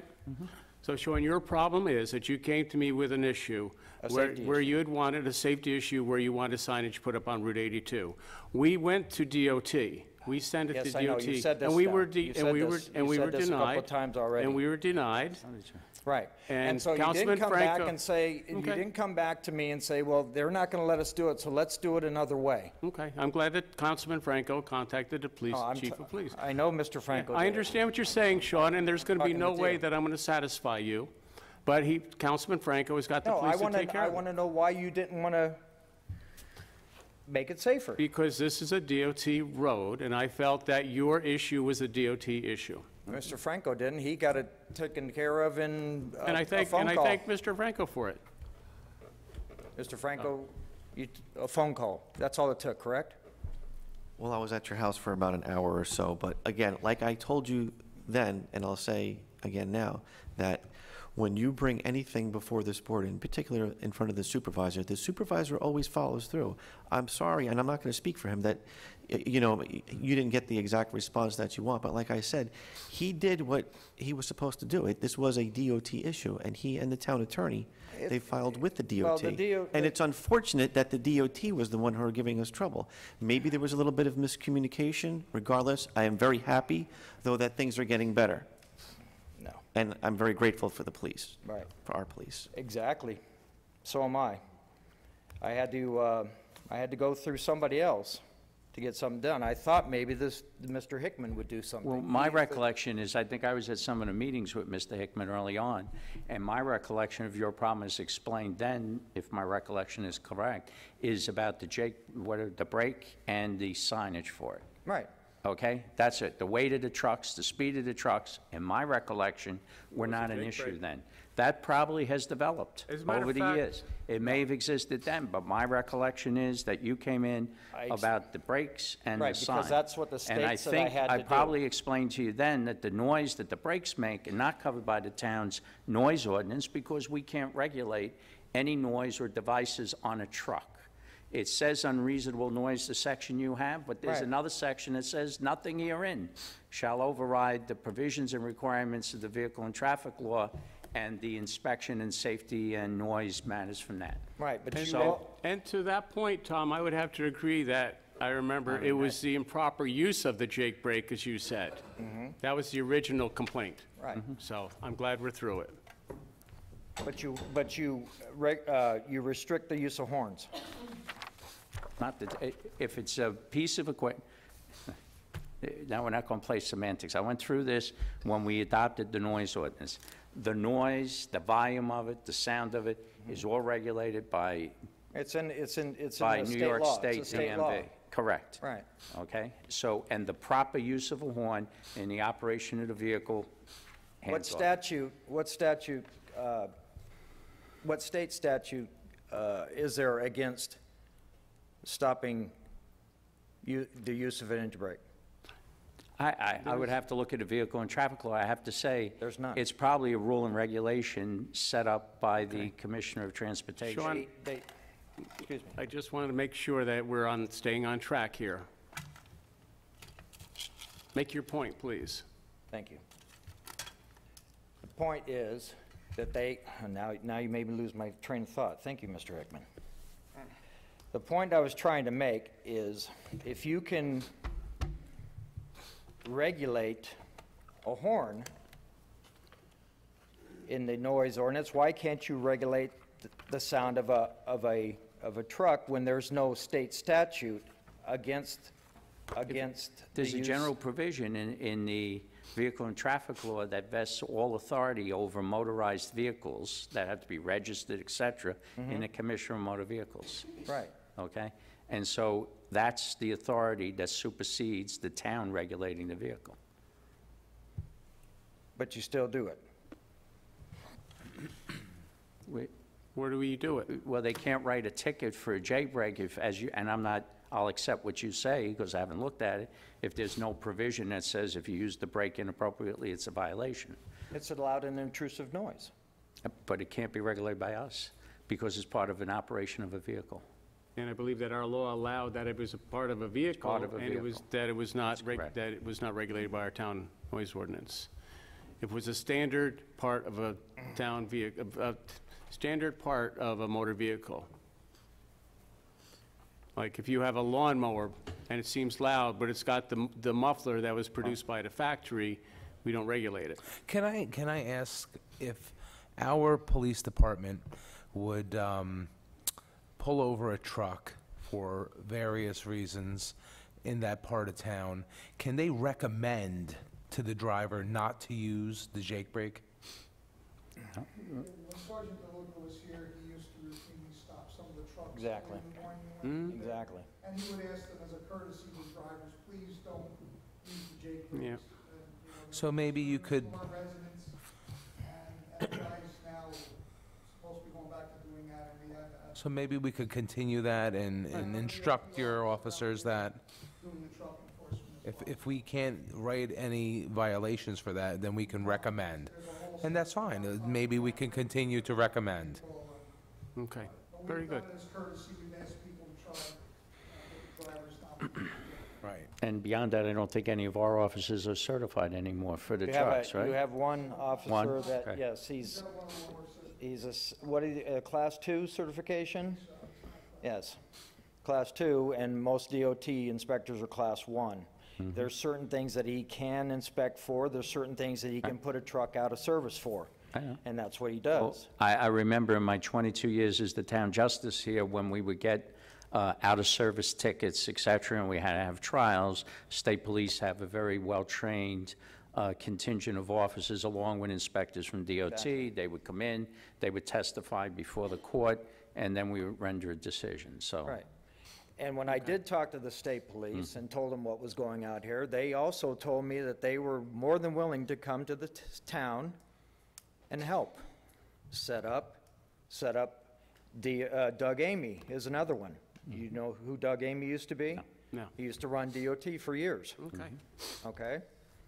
The commercial vehicle division of DOT, the ones that did that kind of stuff. He also told me that he needed your permission to come into the town to set up. Absolutely I don't not. think why we need my permission, it's Absolutely DOT. not. He wanted to use, Oh, if they want to use the community center they property? wanted to use well, they can make properties the and that kind request. of I thing. mean, That's that's why, done regularly. exactly. He said Nope. he needed, Nobody made a request, though.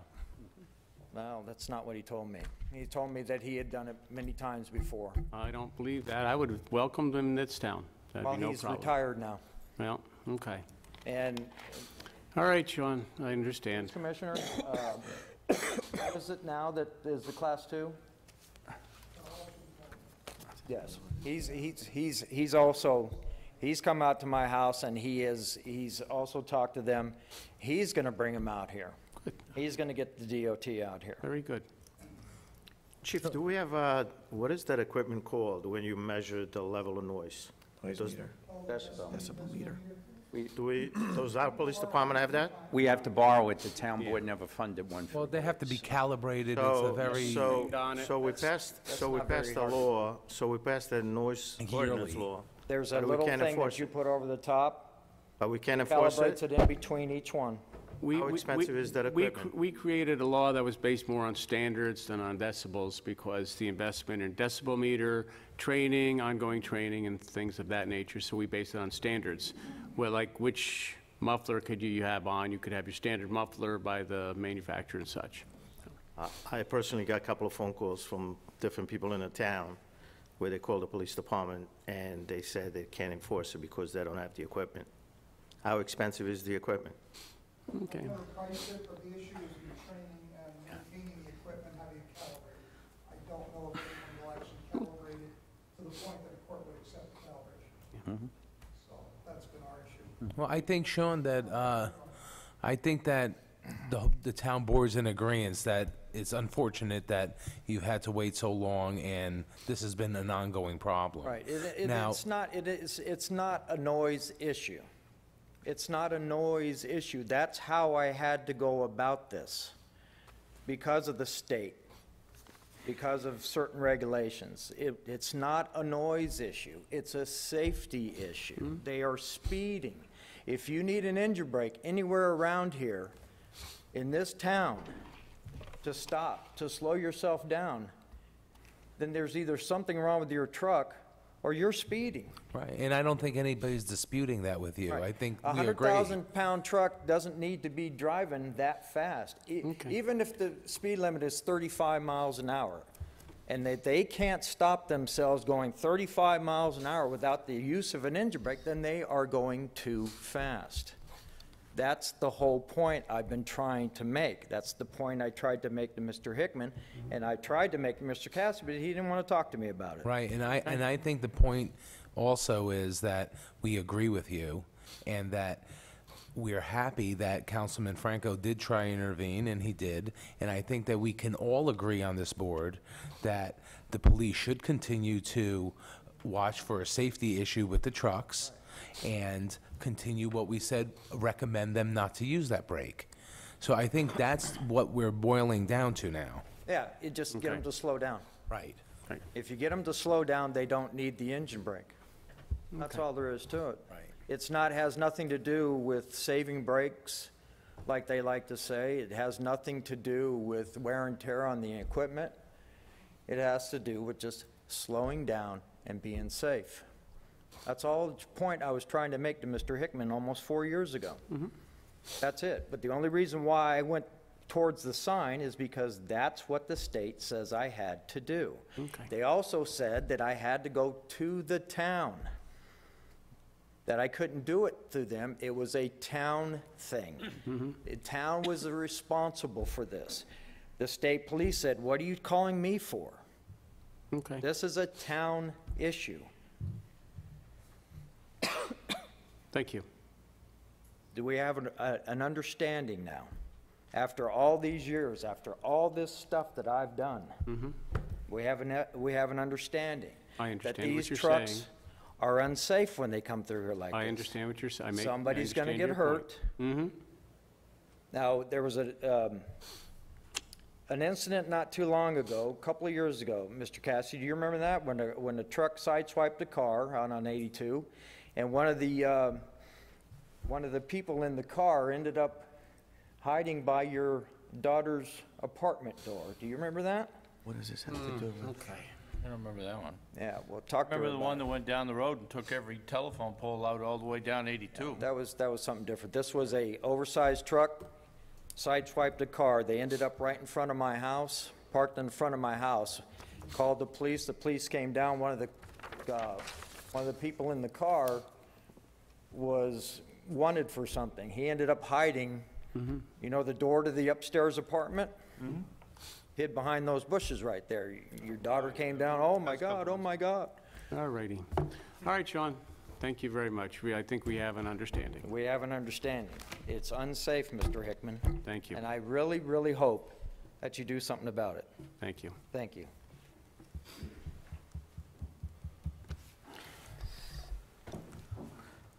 Ms. Secretary, I have a little note, if I may.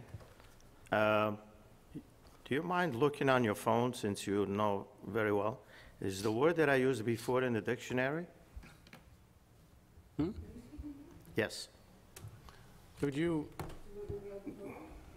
You want to have this conversation outside? Well, I would just like a clarification. Yeah, I'll step outside. Would you like to step out and have this conversation? I don't think Since it's you addressed me in something. public, I mean, the word that I used before, is it in the dictionary, the American dictionary? Which word did Excuse you me, use before? excuse me, Mr. No, I'm just Supervisor. trying to clarify. The word that I used before, is it in the American dictionary? Only if you feel so moved. I'm not sure where this conversation's going. Councilman, my last name is not Webster, so I don't know offhand. Oh, you have the But phone, you could look it up, I can't you? certainly can, and I'll be happy to do that tomorrow, maybe. Okay, After the meeting, thank we you. can discuss it further. Thank you. But it's well known that in 2017, it's an offensive term. Isn't there a show on TV that deals with those? Excuse me, could we, let us get back to the meeting if we It's may. just that she personally attacked me in public. She made a comment, so thank you. I'm a And thank- member of the public. and I'm thank you. allowed to address a comment. Oh, you could. are a member of the town Yeah, you board could, that I but pay you're taxes for. insinuating that I you. derogatorily, I found the term offensive. I said it was offensive. Thank- That's all I have to say about it. I just Thank- asked How if you it's feel in the about it is up to dictionary, you. that's all. Thank you very much, and anybody who would like to can always check the dictionary. Thank you very much. Happy to talk to you about it another time. Thank you. Anybody else in the audience like to speak on general town issues? Yes. At the board's last work session on June 8th, Supervisor Hickman presented a chronology of what has transpired concerning Hillside Lake at the beginning of a discussion about the dissolution of a dissolution plan for Hillside Lake. Before I comment on his chronology, I just want to say that I know it would take days of time to have prepared a chronology of everything that has occurred and many hours to present a complete chronology.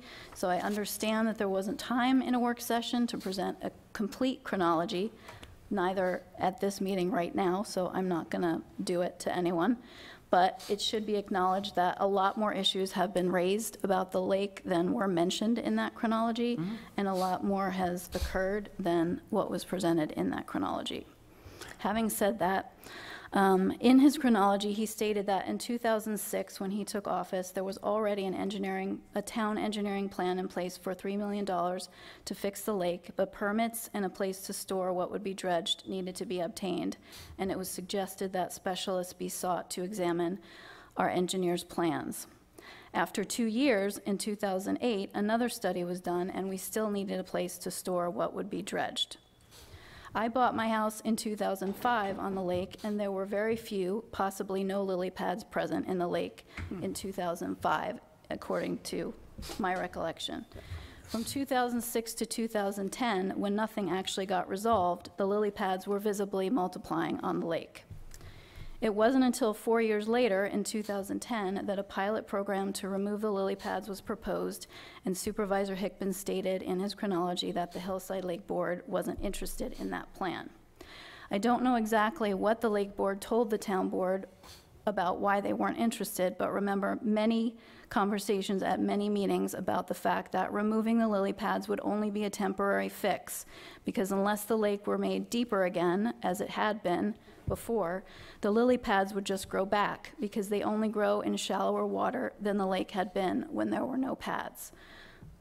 Supervisor Hickman then stated that 3 plans for the lake were proposed at a public hearing at Van Wyck Middle School in 2010, but were not well received. I don't recall a vote ever taking place, so I don't know how he could make the judgment that the plans were not well received by the whole community, when the whole community wasn't at that meeting and never had an opportunity to voice their opinions of those plans via an official vote. I do remember that one of the reasons why those plans may not have been seen as well received was that the residents were being asked to pay for the entire cost of the plans, when at that same Van Wyck meeting, Supervisor Hickman admitted to me personally, when I asked a question about it, that the unfiltered town stormwater was partly to blame for the lake filling up with sediment, and agreed that the town should at least be in part responsible for some of the financial costs of carrying out any of the proposed plans. The town finally received a DEC grant in 2015, signed by Supervisor Hickman, which stated that if there were any significant occurrences, the town needed to notify the DEC within 3 business days. Bids were then authorized by the town for that grant in 2016. On January 23, 2017, the residents of the lake notified the town board that they were petitioning for a vote to dissolve the Hillside Lake Park District.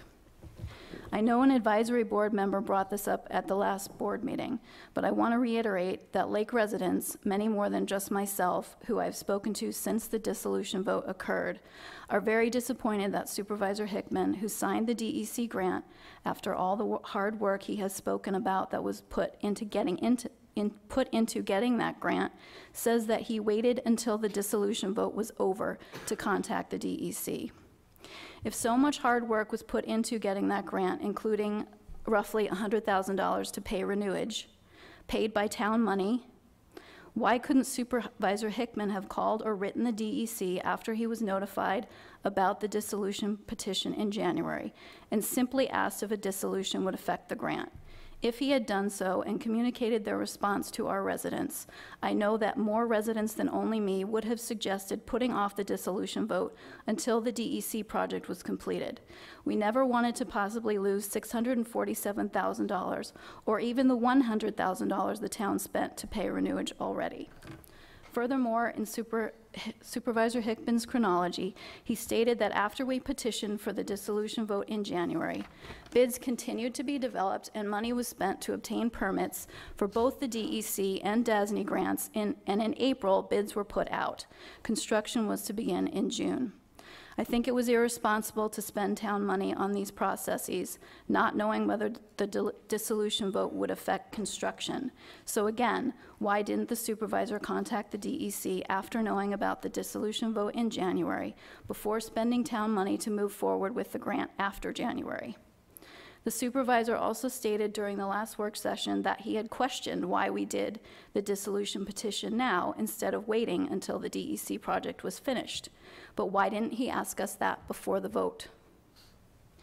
It's also very hard to believe that the supervisor had no recollection of the part of the DEC contract that required him to notify them of any significant occurrences until the required 3 business days after the vote had already taken place. He's been saying that after the vote took place, he then realized he had to notify the DEC within 3 days. Now, I don't have a very good memory, but how could he forget something for 2 years and then magically remember or realize it within 3 days is just slightly suspicious to me. Wanting to be an educated voter and the fact that my whole life savings is my property on the lake, I emailed the entire town board before the dissolution vote. My email was sent on April 30th, 11:46 a.m., asking Supervisor Hickman to explain his announcement at the end of the previous board meeting that the vote may affect the grants. I wanted to include Mr. Woods, the town attorney, in that email, but his email address is not available on the town website. I provided the link to the deed for the lake and asked how, since the deed lists the town as the owner of the lake, the ownership could change due to the upcoming vote to dissolve the district. Instead of Supervisor Hickman finding out or giving me the answer that was given at the last town board meeting after the vote was over, he simply stated that I could believe what I wished. None of the other town board members responded to me before the vote either. If the explanation that was given during the board meeting after the vote was given to me before the vote, when I requested it, I would not have voted or encouraged many other neighbors to vote for the dissolution, and my neighbors have since told me that they would not have voted for it either. If we had known, as explained at the last board meeting after the vote, that there is a chain of title behind the deed, as Mr. Wood explained, which is only filed at the office of the county clerk, which specifies that the town owns the deed to the lake on behalf of the residents, and that the homeowners association, which we thought was no longer in existence, is a perpetual corporation, as Mr. Wood also explained, and therefore the town may be able to revert the deed back to the homeowners, I would not have voted to dissolve the district. So again, if the supervisor or any of the other board members had given me that answer before the vote took place when I requested it, more residents than just myself would have voted differently. Also, I know that the dissolution was discussed at past board meetings when Mr. Wood was present, and wonder why he never explained back then that if the district is dissolved, the town could give the lake back to the residents because the homeowners association is perpetual and because the town owns the deed on behalf of the district residents. It just hasn't seemed like the board has wanted us to know all the facts so that we could make the best decisions for ourselves. I know the supervisor was offended that I accused him of trying to sway the vote by announcing the grants may be jeopardized by the vote before the vote took place, but I do feel that by not educating voters on the answers we got after the vote took place, the vote was swayed by a delay in voter education when explanations were definitely being requested by voters but not given before the vote took place. All of the time that has been spent on arguments and denials between board members and residents and board members regarding the time frame the supervisor knew that the grants might be affected by the vote has been an entire waste of everyone's time, because the fact is that the supervisor announced it at the end of the board meeting before the dissolution vote. And I asked the entire board for clarification of that announcement before the dissolution vote. Most importantly, the supervisor should have found out what impact the dissolution could have on the DEC grant when he was notified of the dissolution vote back in January, especially since he continued to spend town money to continue bids and permits for the grant after he knew the dissolution vote was going to take place. What transpired before and after this dissolution vote exemplifies why our residents have had a hard time giving the supervisor and board the benefit of the doubt, and why we question whether things that are done are suspicious or not. It has been 11 years of the lake and its dam deteriorating since the supervisor took office. And when one thing finally happened after 9 of those years, the DEC grant, he neglected to ensure its smooth construction by not asking the DEC about the dissolution vote back in January. Now, if you know me well, you would know that my entire life, have been the type of person who gives people the benefit of the doubt. I don't make judgments about people until I see the way they treat me. And it takes a lot of times of being possibly disappointed by that person for me to lose trust in them. And over the past 11 years, since the supervisor took office, I have had good reason to finally have some distrust of what has transpired. But that is not part of my normal personality, and a lot of things had to have occurred in order for me to lose that trust. Trust needs to be rebuilt. Work sessions to develop a dissolution plan need to include the town attorney, because it was obvious at the last session that little could be decided without his legal knowledge. Since Councilman Marinaro represents the lake community and was obviously frustrated at the last work session with the lack of progress in the board developing a plan over the last few years that he's represented the lake, and therefore didn't want to rehash old discussions, I recommend that our community meet with him and any other board members willing to attend to voice how we feel after learning about the legal issues we were not told before the vote to at least Councilman Marinaro, so that he can hopefully represent our wishes during future board dissolution plan discussions. Moving forward, I hope that since our community was not given the legal information we requested before the dissolution vote, that the board and Mr. Wood can find out whether there is a legal way for the Hillside Lake residents to have their own say and vote as to the future ownership of the lake, now that we are better educated about the options. I know that a repetition and Article 78 were mentioned at the last board meeting, but would like details about what those entail and what the outcome of those could be. It would be very unfair if residents who tried to be educated voters but were denied information before voting were not given a chance to have a fair shot at saving their life savings. To the board, it may just be a lake, but to us, it affects the quality of our drinking water, our quality of life, having to smell the stench of a polluted lake and look at what looks like a swamp from our properties, the value of our life savings, and what we call home every day, possibly for the rest of our lives, since we can't afford to sell property that is now worth substantially less than what still remains unpaid on our mortgages after paying off those mortgages for years and investing even more money into the maintenance of our homes. For the board to make those life decisions for us with no input from us does not seem like the town or country we're supposed to be living in. I beg this board to plan a meeting with our residents that the board attends to try to rectify the fact that we had to vote as less educated voters than we wanted to be, and to come up with a plan for the lake that takes our lives into consideration. We do vote for you and pay your salaries, and I hope that all town voters take that into consideration during elections this fall. Please vote for people who care about their constituents' lives and want to educate them so that they can have an educated part in making decisions about their own lives. Denying citizens the education they desire will be the downfall of this town and our country. Let's not even make it the downfall of the lives of all of Hillside Lake residents.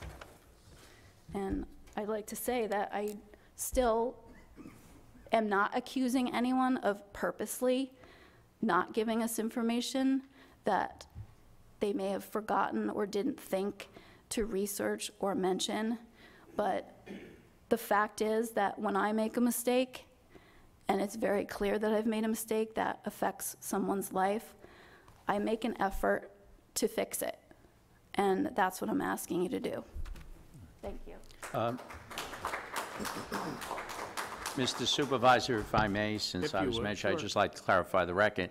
First of all, from the very ongoing, all the documents on Hillside Lake, there's a 1991 opinion of the prior town attorney questioning the conveyance to the homeowners association. That's been part of the record, part of the discussions here by many of the lake's representatives. Furthermore, about a year to a year and a half ago, the town board, I think Mr. Marinaro, in fact, asked me what would be the process for the community to perhaps dissolve the district.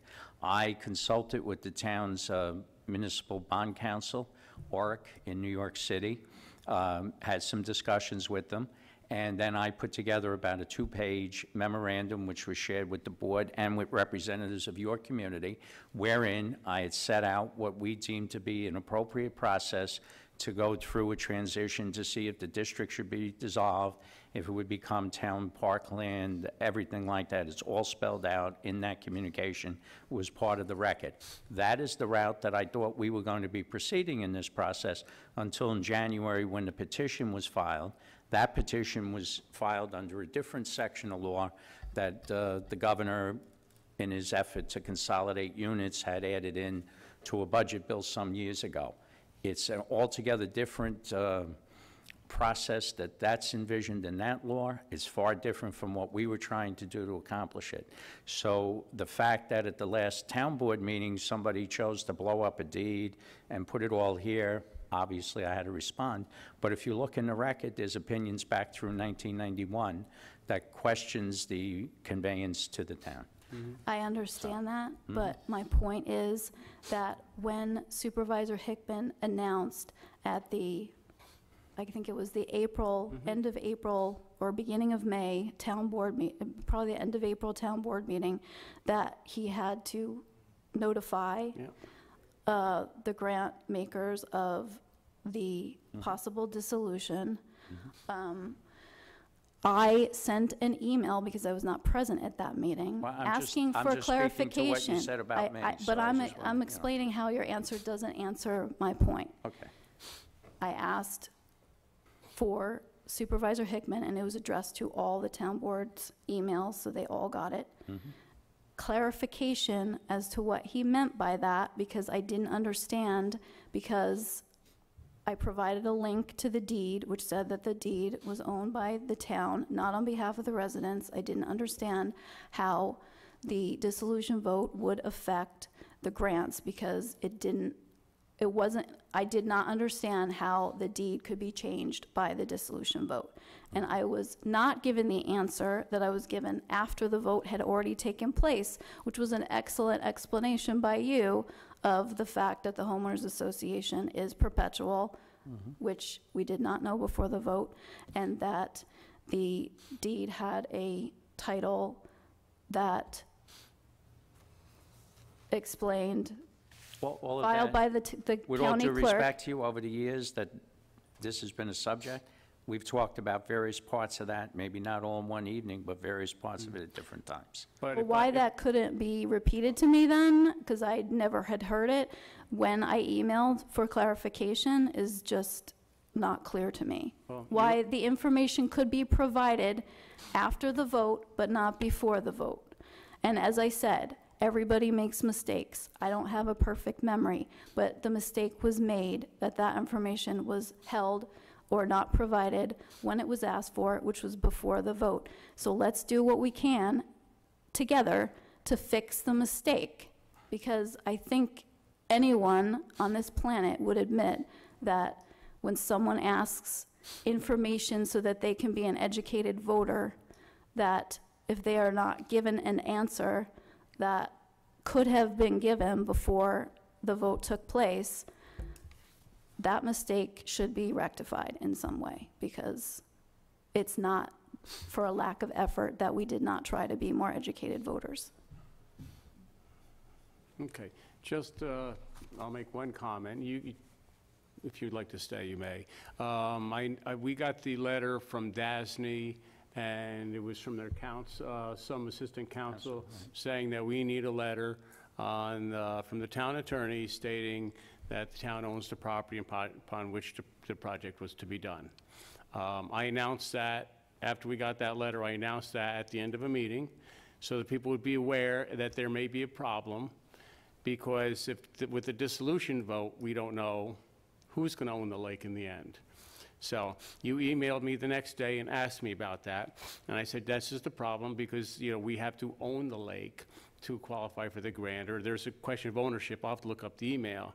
And you responded back to me that I was trying to influence the vote, and that's when I said, well, believe what you want to believe. I tried to explain it as plainly as I could. I'm not the attorney. But that is a question of the ownership as far as the grant. But the fact that your answer came after the vote, No, I emailed you then. but I did not receive the explanation from Mr. Wood, No, which you- no. explained my question until after the vote. Right, but you So did whether not- that was done intentionally or not, I'm not accusing of you of doing it intentionally. You did But not I do believe mine. believe that the vote was swayed by a lack of voter education. Whether that was intentional or not, doesn't matter. The fact is that we asked for education and we weren't provided it until after the vote occurred. So can we please try to fix that and give us a chance to now have a say in what happens, other than what all of you decide on your own? Because we tried to do this for ourselves and educate ourselves and get answers from you before the vote, and it didn't happen. So let's try to fix that.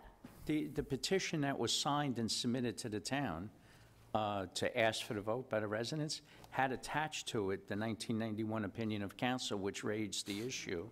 Kind of seemed like that was well aware of Of everybody. council. It was signed it. attached there, it was highlighted We're on the going copy in that we circles. received. We're going in circles. we're not, but Yes, you're- we you're are. We're trying to going in say the that- same circle we went in when you guys argued at both the last town board meeting petition and the is work set up. session But about the the petition is timeframe set of up. when he notified them of the dissolution. But I think it's a little disingenuous these to circle- say something was done to hide or do something when attached to the petition that we received from the residents, that The the memo town from board the town received. I'm not talking was- about anything that occurred in 1991. No, I'm talking talking about what occurred It was from attached to the January petition of that you signed in January, was attached. That would have, if I were a voter, I would have said, well, what does this mean?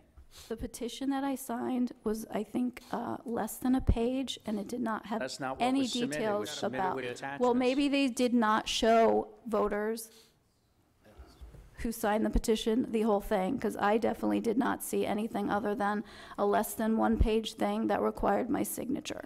Sumi, may I say a couple of words about this? Maybe that will help to clarify some of the questions that you have. Since the April meeting where we found out that the grant was put on hold, there's been mention of the contract obligations and why we had to notify DEC. So that was again, at the last meeting workshop, came again that had to be done by the town supervisor because it was an obligation. Well, then I kind of asked the town lawyer to give me a copy of what that notification of that contract said. And I want to thank Mr. Wood for giving it and supplying to me. And we met Wednesday to kind of go over what that contract says. And I'm just going to read it.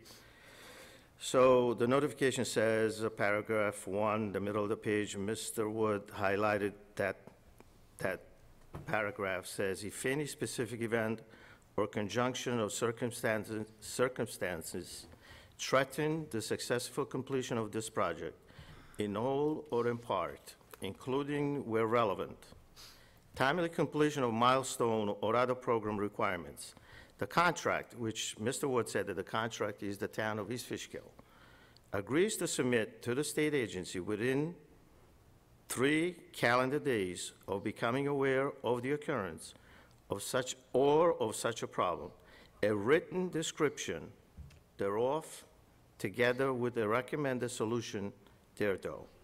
Then there is a second paragraph.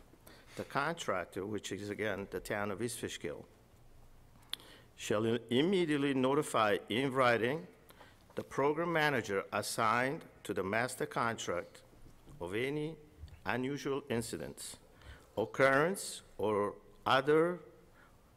event that involve the staff, volunteers, directors, or officers of the contractor, the town of East Fishkill. Any subcontractor or program participant funded through the master contract.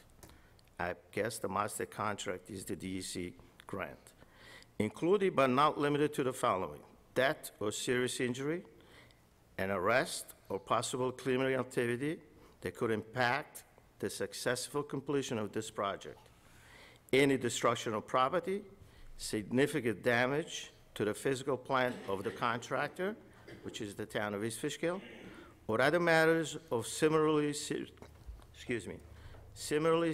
nature. So based on these 2 paragraphs, our town supervisor notified DEC to hold the grant. It does not say anything about a vote. It does not mention anything about who's owner of this property. It addresses the project and the way the project is conducted, if there is any alteration. Again, I had this little discussion with the town lawyer. He said that that's my interpretation. Correct me if I'm wrong, Tom. That's your interpretation. Right. Yeah. I mean, reading these 2 paragraphs, again, I'm not a lawyer, but it does not address grounds for holding a grant for a project that was supposed to start. Well, I think it says including but not limited to, and then it describes. If I may, it's ironic that you're saying. I just respond to what he You shouldn't said? be spending money, and then you're saying, well, you're not spending money. Well, One side you say, well, you're spending money, you shouldn't be spending them. The other side you're saying, well, you're not spending money. So if I may just respond, this is the contract. This is a DEC contract. Now, DEC will not give you $647,000. Excuse me if I interrupt. That's your contract, but this is not? These are the 4 pages out of this contract, Right. yes. Yeah. And if I may continue, this is the contract I had to sign with DEC for $647,250. Like I said, DEC will not just give you a contract. There's a lot of things that you have to do. This is a legal binding agreement. And yes, it says in here, notification of significant occurrences. H. This is, I don't know what section it is. I will find the section in just a second. guess that's the Excuse me 2 one paragraphs second, that you Councilman. I'd read. just like to respond here if you don't mind. Go ahead. GH, program requirements, notification of significant occurrences. If any significant event or conjunction of circumstances threatens the successful completion of the project in whole or in part, including where relevant timely completion of milestones or other program requirements, the contractor agrees to submit to the state agency within 3 days, becoming aware of the occurrence of such a problem. The such a problem, which is a significant occurrence, is that when we made the application for this, we actually had to send a copy of the deed. They want to know the town has rights to the property upon which the project is being done. So a significant occurrence is a vote. The vote But in was this taken- paragraph, in these 2 paragraphs, there is no mention No, of I didn't ownership. finish. that's a significant occurrence, and that would be... But the significant So let me occurrence... just ask you this. So Significant occurrence, it talks about the project, Yeah. and how you conduct the projects, Yeah. and specifically mentions the reason why they want to be notified. Yes. Not mention anything about Significant ownership. occurrences, and if you do not think that a vote that will affect the ownership of the project, who I had to send the deed to DEC, if you don't think that's a significant occurrence, I guess we have a difference of, we My- have a D, we can have, I- but can I finish? Second, let me just we finish. have a difference of opinion. The other thing, I asked the town lawyer on Wednesday when we met, is I said that the way the contract is written, it says that they require a written notification. Yes.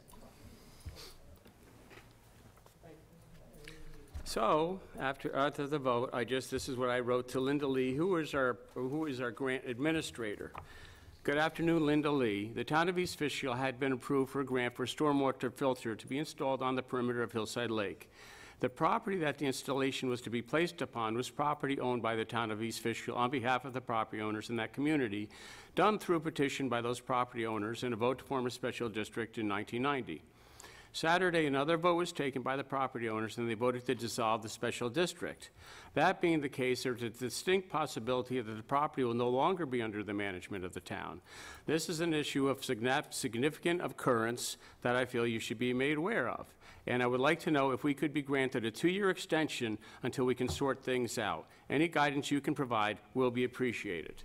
So I asked her for a 2-year extension, and she did not see a problem. And you've been accusing me of stopping the grant when I asked for a 2-year extension, and she said we have no problem with that because we know, and I will also say this, Linda Lee said that this is something I've never heard of because it's a new process. This is a new law. We've never encountered this before. So she was very good. Successful completion in the project in the whole Oregon law. She's very good. Can I please respond? May I ask, this document, you send it to whom? Our representative who is our grant administrator. So Linda this Lee is not Jennings. sent to DEC? Yeah. She's the one we have to send all our correspondence to. Wait, hold on. Keith, please, hold on, okay? Okay. Can we just finish what I'm So trying to now, say? And this then whoever document- wants to this- speak can speak. 1 second. This document was produced on 5/22/2017. When was the vote? It was Saturday, and this was on, what, Monday? 21st, I think, was the vote, wasn't it? Do females, 19th are was females the not vote, I allowed to believe. speak now? Only males? We're talking discrimination here? I'm being shut down every time I try to Go ahead, respond. I'm sorry. Thank you. Again, we are going in circles. The issue that I am trying, the point that I have made, I think successfully, is that as Mr. Hickman just said, this is what he and Mr. Wood consider a significant occurrence, and they should have been notified. I am not questioning that, and I do not need that stated over and over and over again.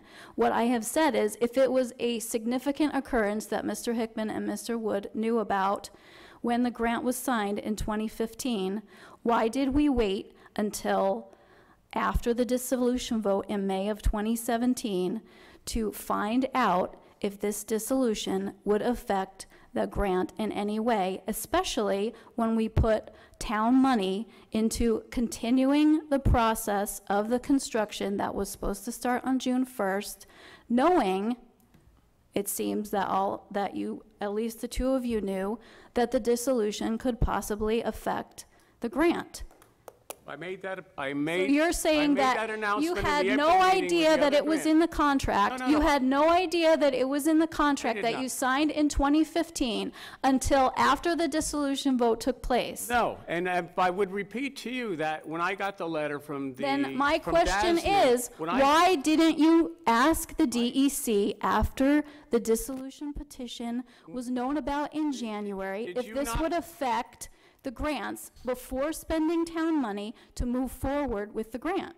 Did you not think, when I made the announcement at the April meeting, that we got a letter I'm from... talking about January. Excuse me, did you not think, when I got the letter from the state agency on the other grant... I'm not that- talking about the other Let me just grant. finish, if you would. Did you... I've heard did- this more did you times than not- I want to did you hear not it. think I am that not this could be a stupid. problem? I have heard you say this over and over. In the last town board So- meeting, in the work session meeting, I And spent who am hours I- listening to those meetings over and over on YouTube. And- I don't want to hear it anymore. Let me continue. All I did was notify DEC that this was an occurrence.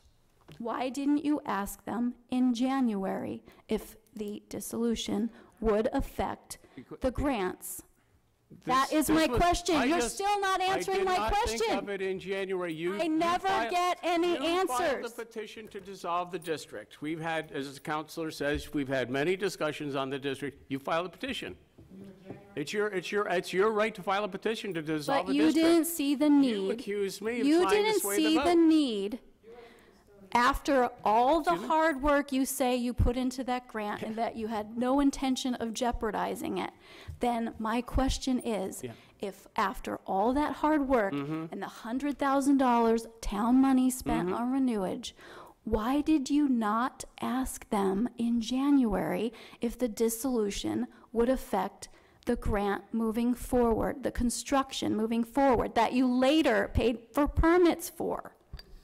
Well, there are two things I'm that... still not getting an answer. Oh, ma'am, Now, I'd let me like... just- let me just answer Supervisor, this could question. I just want to point out something. I think that would help. Okay. The contract that we're referring to, the grant is still valid and viable through January of 2018, okay?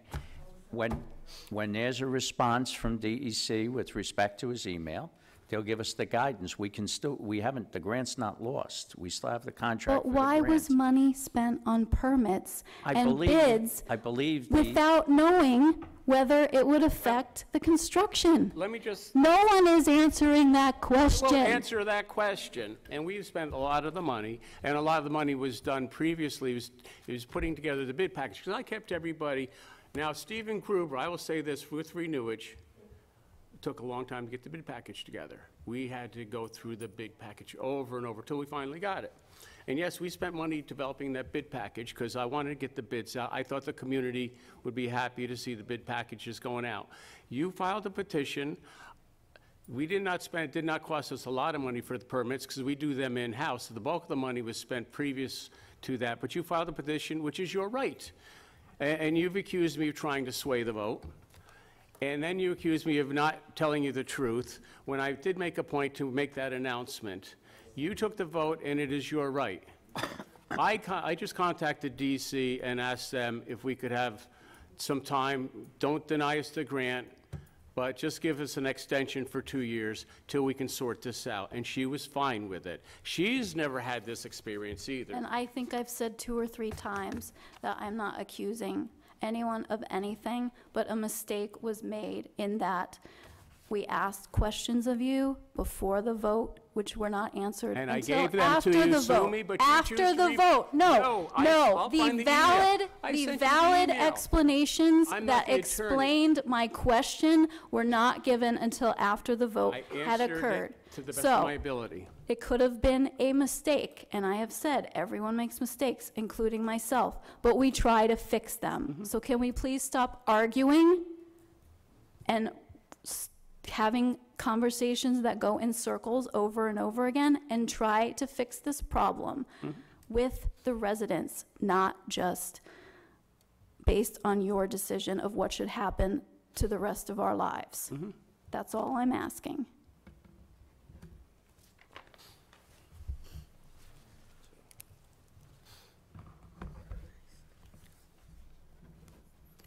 Councilman Marinaro, could you pass that documentation down to the rest of the board, if you would? Thank you.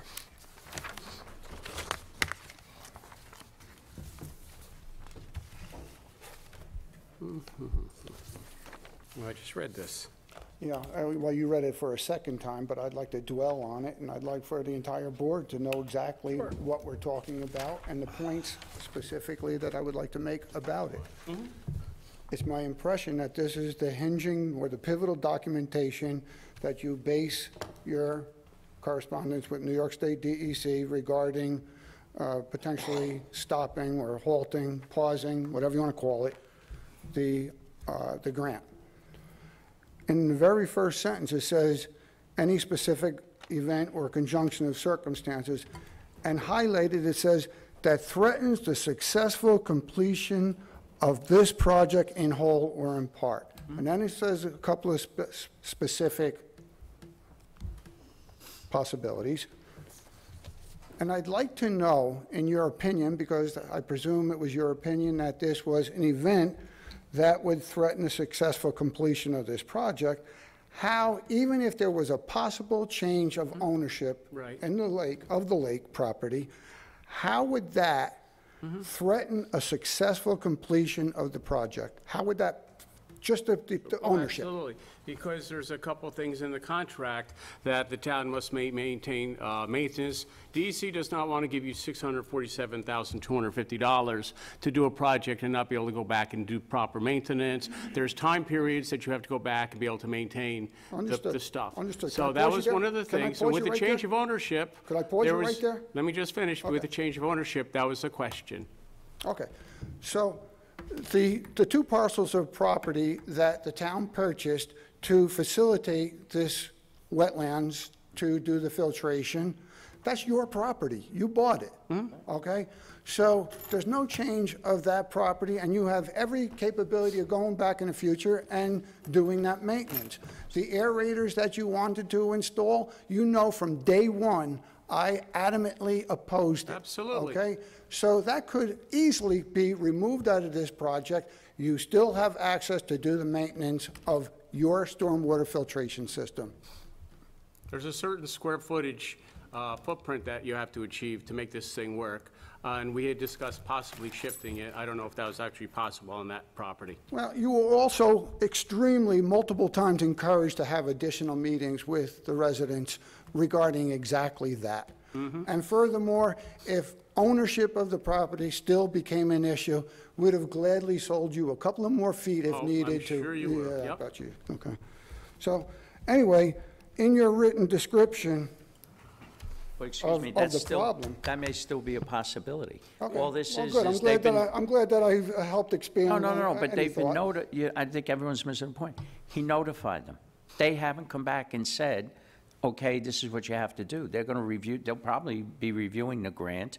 There may be a possibility that either they or we could suggest changes to it. This is just a notification. Okay. And we But even still, There's you a town own the property supervisor today. in Rockland Excuse County me. going to federal prison because he didn't think it was important to notify people of things. you Understood. know, so. Okay, but you own the property on May 19th. but On there's- May 19th. Yeah. You own the property on May 21st. You're You'll looking own the at it, property until you come up with a plan or... But it's a reimbursement grant. So what a reimbursement grant means, the town lays out the money. Then, I know at that. different intervals, they submit a certification back to DEC that money was spent in accordance with the plan that was approved and submitted, and that would include the layout on the properties. Okay. So you The can't, project was supposed to have been completed within 3 or 4 months. 6 You weeks, could still 6 own- weeks, yeah. It would have Okay, been, all right. you would have been You would removing still lily own the pads. property. You would still be owning it. no, there's a significant part of it that's over in the beach Now we area have to and the change water or it. whatever. It's, yeah. Not significant, but piece of it. But you haven't returned the property back to the homeowners Mm-hmm. yet. You probably would not have returned the property back, if that's what your intention is to do, in 6 weeks. The project would be done. It does not threaten success. But you can't do that when you know something has happened. That's kind of like fraudulent, isn't it? That's I why the mean, man in there Rockland is- County is going to do time in federal prison, because he knew something wasn't going to happen, he never told anybody about it. Or he knew there was a change in the financials. Well, So I couldn't go ahead and I got to tell you, when you submitted your petition, I told you, Keith, it just tore me apart. I mean, we were so close to getting something done. I didn't know why you didn't wait for another year till we got the thing done, and that's well, what I got to say. You steer me But towards you did another it. question, if I may, Tom. What would it be the difference? What would change significantly? You refer to the 1990 town attorney opinion at the time.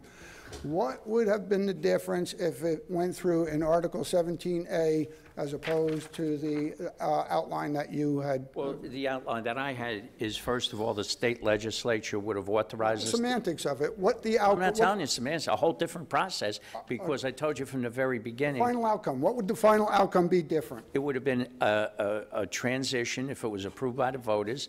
I forget the exact plan that we had in that memo, but it was all spelled out there. But you're What talking you've about, done you're is talking this about the word petition. all.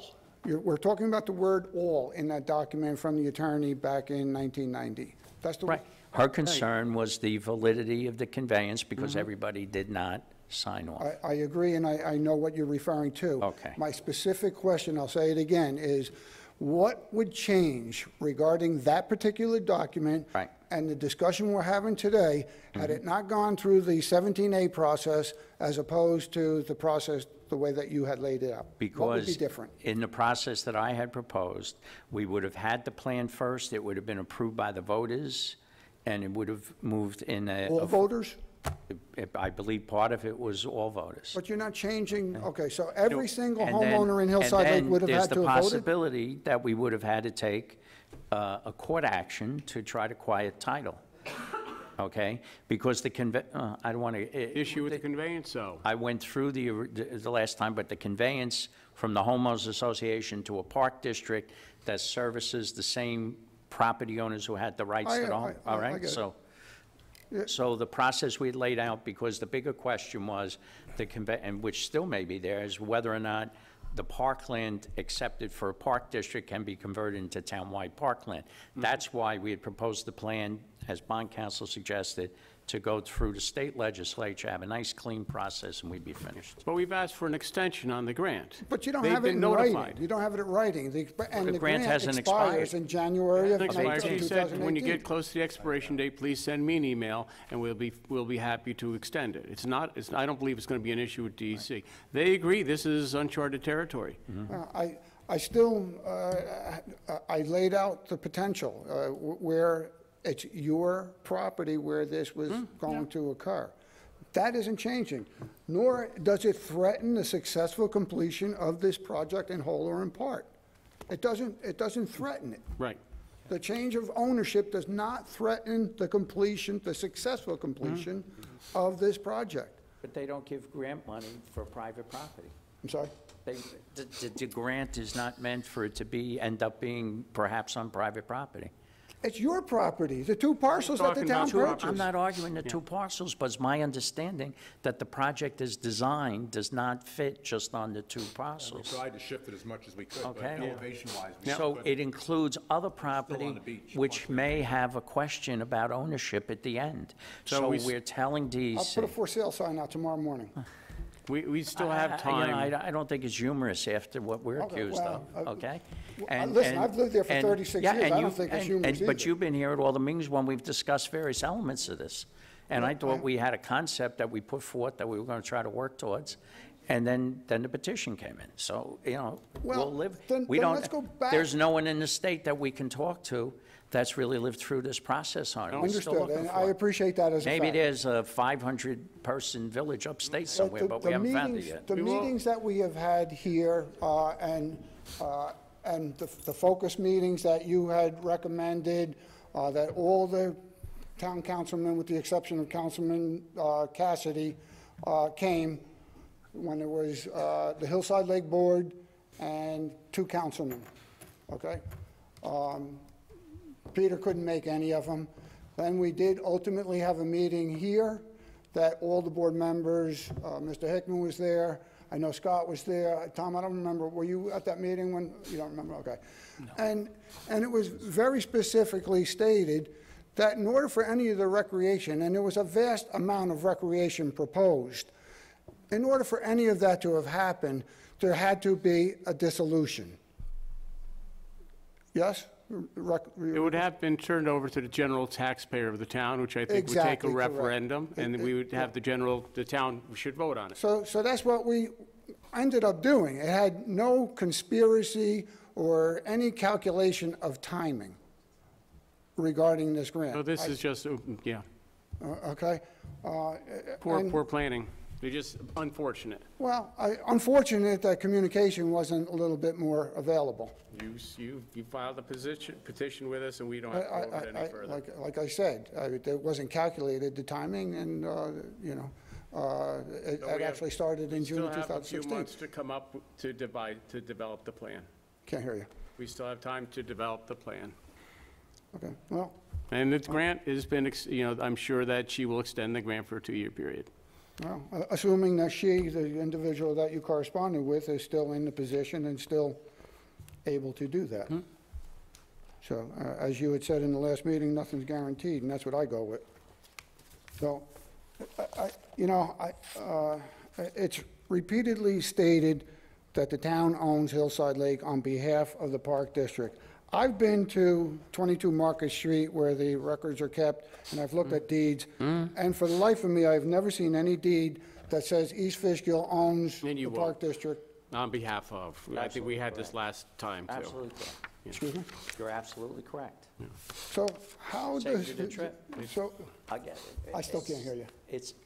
I could saved you the trip. I agree with you. There's nothing that you'll see in there. But the way the municipal government works is that when the deed was accepted, it was accepted by the town board of the town of East Fishkill in 1990, or whenever it was, that on behalf of the formation of the Hillside Lake Park District. There are opinions of the state controller says that that's the intent that determines the purpose for which that property was acquired. Did you ever try Much the same as the Sagamore Sewer Plant, the Hopewell Hamlet District, I've gone through this, every district in the town. It's because the town of East Fishkill is the corporation. We don't have a separate corporation, the Hillside Lake Park District Corporation. It's owned by East Fishkill for that district. Well, okay. You're more savvy and privy to interpretation than I am. I respect you for that. However, did you ever try putting toothpaste back in the tube? Okay, I don't know how you're going to take property and give it to people who didn't even live there in 1991 and 92 and tax them for it. But if they look in, well, they may not have to be taxed for it because a homeowners association is no assessed value. It's added into the value of the homes always. Yeah. Well, so normally so the then what you're homeowners. telling me then is that my property value is actually going to depreciate. I'm sure the receiver of taxes could probably realize that. But normally with a homeowners association that's live and functioning. It's not. I know, and that's the whole reason why the district was formed to begin with, because the people in 89, 90 who were advocating like you couldn't get money from the people there. We've come full circle. And so the concept was to have a park district to tax them, to force the ones that weren't paying to pay to take care of the lake. Yeah. So getting back to some of the statements that you had made regarding knowledge of, via the town attorney at the time, and I guess it's a covenant. In everybody's chain of title, it will say together with an interest in. I'm aware of the document, okay. I think you even had that with the petition, the Yeah, question. I was aware of that document for years. I think you brought it to our attention, actually, about 6 years ago. Okay, so anyway, when, the way that you had worded it was that the town attorney at the time brought it to the town's attention, and you had stated that you felt that the same people were going to benefit. Well, that's what, yeah, go ahead, I'm sorry. Okay, and that being, even knowing that it said all, and all the people didn't vote. Right. But even all of the people that did vote, a third of them voted no. So even the people that voted, it wasn't all of the people. So none of those people challenged the transfer to the Park District at that time? Like they would have known all existed? Well, you know, ignorance of the law is no defense. But that's Keith. deceptive. Well, no, it's not deception. I mean, Okay. it's not. No, you know. I'm not accusing you of Oh, I being know that, but it's deceptive. not I'm just deception. saying, But what I'm saying is just to follow up on, the town attorney's time, if you saw, that memo says confidential legal memo. Sure So that did. was her advice to the town board. Apparently, a majority of the town board disregarded that advice. Okay. And accepted the deed. But what I'm saying is, it's probably because, and I wasn't there, so I don't know, but I would assume the surmise, yeah. discussion would be, if you want to take title to the property, and since it's servicing the same people who have the rights privately, if they sued, we don't think that the court would enforce it because only those people who have the same right are in that district, Understood. okay? So I think So, it's a assuming- risk, but maybe it's not a big risk, Can we make a okay? point, because I'd like to But now if either you move take on that or go same- home. The point is I would really appreciate it if you moved on swiftly and get the DEC grant in motion and the work in motion. Yeah, I'd really like to go home, too. I got to tell you, I never like coming here. Yeah. Okay. The work would have started, I think, yesterday was construction start date, but we'll have to revisit it once we see how this all shakes out. I've asked the town board members at the workshop for their comments and their thoughts, and we're putting together a plan, so. Well, have you ever heard back from DASNY? No. No. Oh, I did. You did? Yeah. It's nice of them to tell us. Because on May 19th, I guess the grant moved forward to budgeting. And, Which grant are you talking about? excuse me? The Which DASNY. grant? The DASNY grant. But we have two of them. The only one that I know. 7719. Is that the one? Is that 'Cause, Julie's Jungle? Julie's Jungle will move forward to budgeting. Well, we're talking about the Hillside Lake grant. No, I'm just, because I've been filling out all these forms for budgeting for Julie's Jungle, and that's a DASNY grant. Not that one. Okay. Okay. So, I mean, would you inquire what's going on with the DASNY Oh, grant? absolutely. We were just waiting for them to get back. Oh, absolutely. Getting back to the, I've been working on the Julie's Jungle budget portion, because that's there. What I read from the last one, there was a legal issue. They were going to send it to council, but I'll check on it. so getting back to the document that has all in it, all property owners, and the reference to the covenant, it also makes comment regarding title insurance, I believe is in the same document.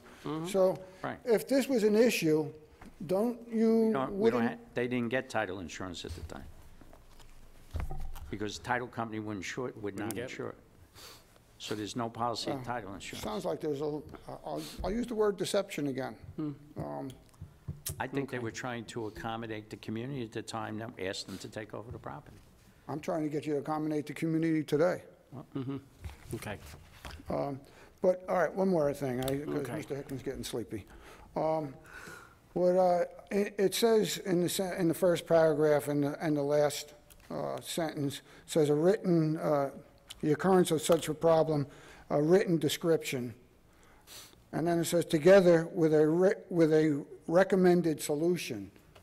May I ask what you wrote to them? We'll find out, once we know who the owner of the property is, then we can send it up to DEC and say, this is going to be the solution, once we Well, figure that it out. requests that the problem be a written description of the problem, and then it also says, together with a recommended solution.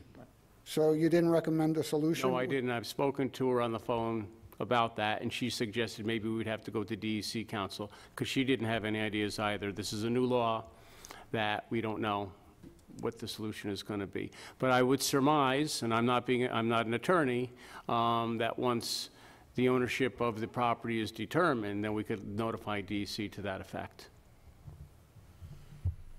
All right, well, again, in the second paragraph, it almost reiterates, it says, activity that could impact the successful completion of the project. And I just don't see how the property ownership and your stormwater, now you personally, the town stormwater, on town-owned property has any impact on the successful completion of the project. Understood. Good night. Good night. Anybody else like to speak on any general town issues? So there was a discussion regarding the crosswalk here on 376. The other day when I drove through Fishkill, they got a sign over there that says pedestrian, that the cars gotta yield to the, is that possible to have one of those here on 376? Yeah. No. Oh, you couldn't? Well, that's a No, DOT. DOT definitely does not want that. They didn't want that, okay. This is a DOT issue. Why is it allowed in Fishkill? Don't know. I don't know if Village have. Oh, a Village a little different, yeah. Okay. Different Oh, road? okay. They got, as the gentleman before, DOT is a world DOT. unto itself, and they All have right. different little Just being that I rules and seen it, I thought innuendos. that might be a little bit Right. of help, but, I mean, we thought it was a no-brainer to reduce the speed in front of the school on Yeah, I know. Robinson Lane to I know. 20, and they made, no, that's, But who put up the rail trail ones? County. There's signs before all them. The county. There's not even any flashers. Not No. flasher, but at least there's, But we have signs here. yeah, at least there's something. Yeah. We have and there's more going than to be the rail trail. flashers There's coming gonna be in. flashers. There's going to be safer than the rail trail. Right. So, I'd like to thank Bill McCullum for, the highway superintendent for fixing the curb to the entrance of Hillside Lake, as well as fixing some other things that the plow had damaged throughout the winter. And I want to say that, in my opinion, it takes a conscientious person to look at detail like that and go back and correct it. I think most of it was on his own, taking the care to do that. And speaking about Bill McCullum, who you know that I had some disagreements with in the past, I've got to know Bill McCullum. At least I think I got to know him. And I'm just curious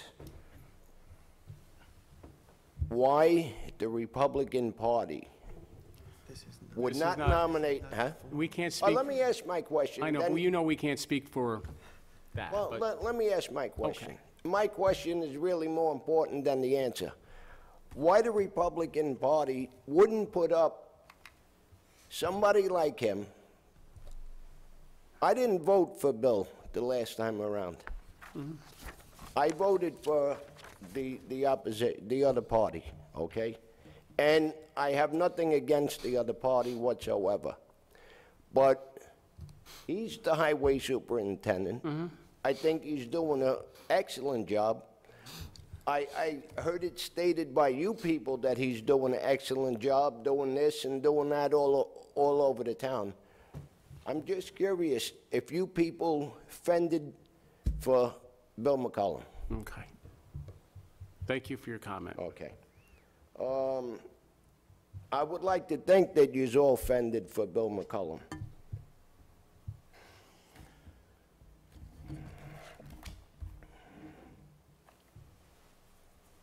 Just so you know, that's not a paid political announcement. Right, absolutely not a paid political announcement. Anything else, And- Bob? Yeah, one last thing. Okay. And again, there's been mention about a caucus and a primary, and it sort of doesn't go anyplace other than to get mentioned. But there was discussion about putting it on a ballot. I don't know if that would come from a resolution, a No, Bob, referendum. that's the Republican and Democratic Party. They do that. That's not the town Here board. has no control over that. That's the Although- party itself. Yeah, not the that's town not board. us. Okay, Okay. okay, thank you. All righty, thank you, Bob. Anybody else? And if you please could make it short, it'll we'd be short. appreciate it. I just wanted to reiterate that when Sumi was talking and as to the grant, and to the point that you knew all along that we were going for this dissolution, and so did everyone in the room, I think, right now, or everybody in the town. Just want to end with, if you knew in January, and then we didn't have this vote until May 20th, why didn't you tell us anything at all in that document that now you so desperately cling to? I don't, In my opinion. okay. Well, In this your is my opinion. And why anytime anything has to do with Hillside Lake, you know, the redheaded stepchild in the town here, or not with the town people. I kind of feel like redhead stepson with Hillside Lake. Well, you know, John, over the years, you had many opportunities. And We this tried would to have do a been, lot of you know, work for I know Hillside Lake. you're leaving office, so I hear you're leaving office. This would have been like, you know, a swan song for you. You could have went out and just at least ended it with somebody helping Hillside Lake through the help of Councilman Marinaro, who has been there for us, listened to us time in and time again, and always gave us good, orderly direction, positive, orderly direction.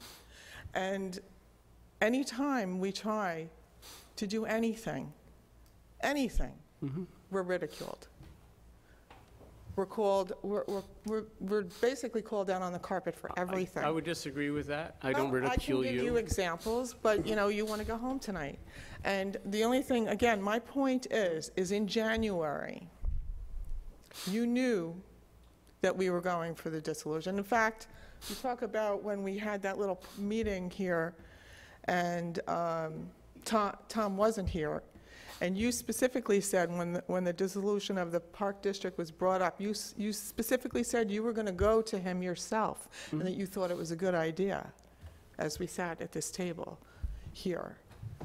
I've had conversations going when Tom first came into office, and Manny, when they took over, when Manny took over being our liaison, and we felt bad for Manny. Because we said, Manny, man, you got handed like the big, you know, zero, because nobody wants to take care of you. Nobody wants, somebody gets recreation, somebody gets police department, somebody gets highway department. Poor Manny, he got us. But he didn't feel that way. And he didn't act that way. And he never treated us that way. But we were treated that way before.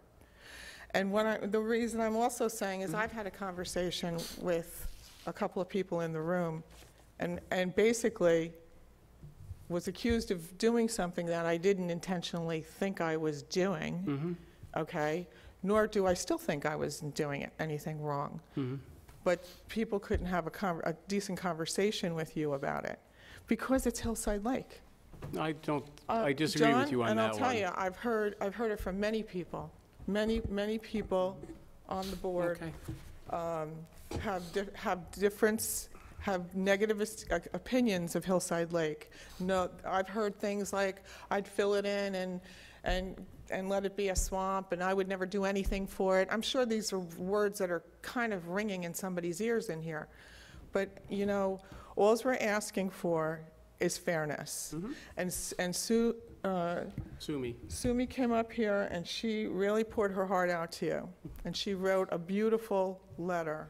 And I thought she executed it very well.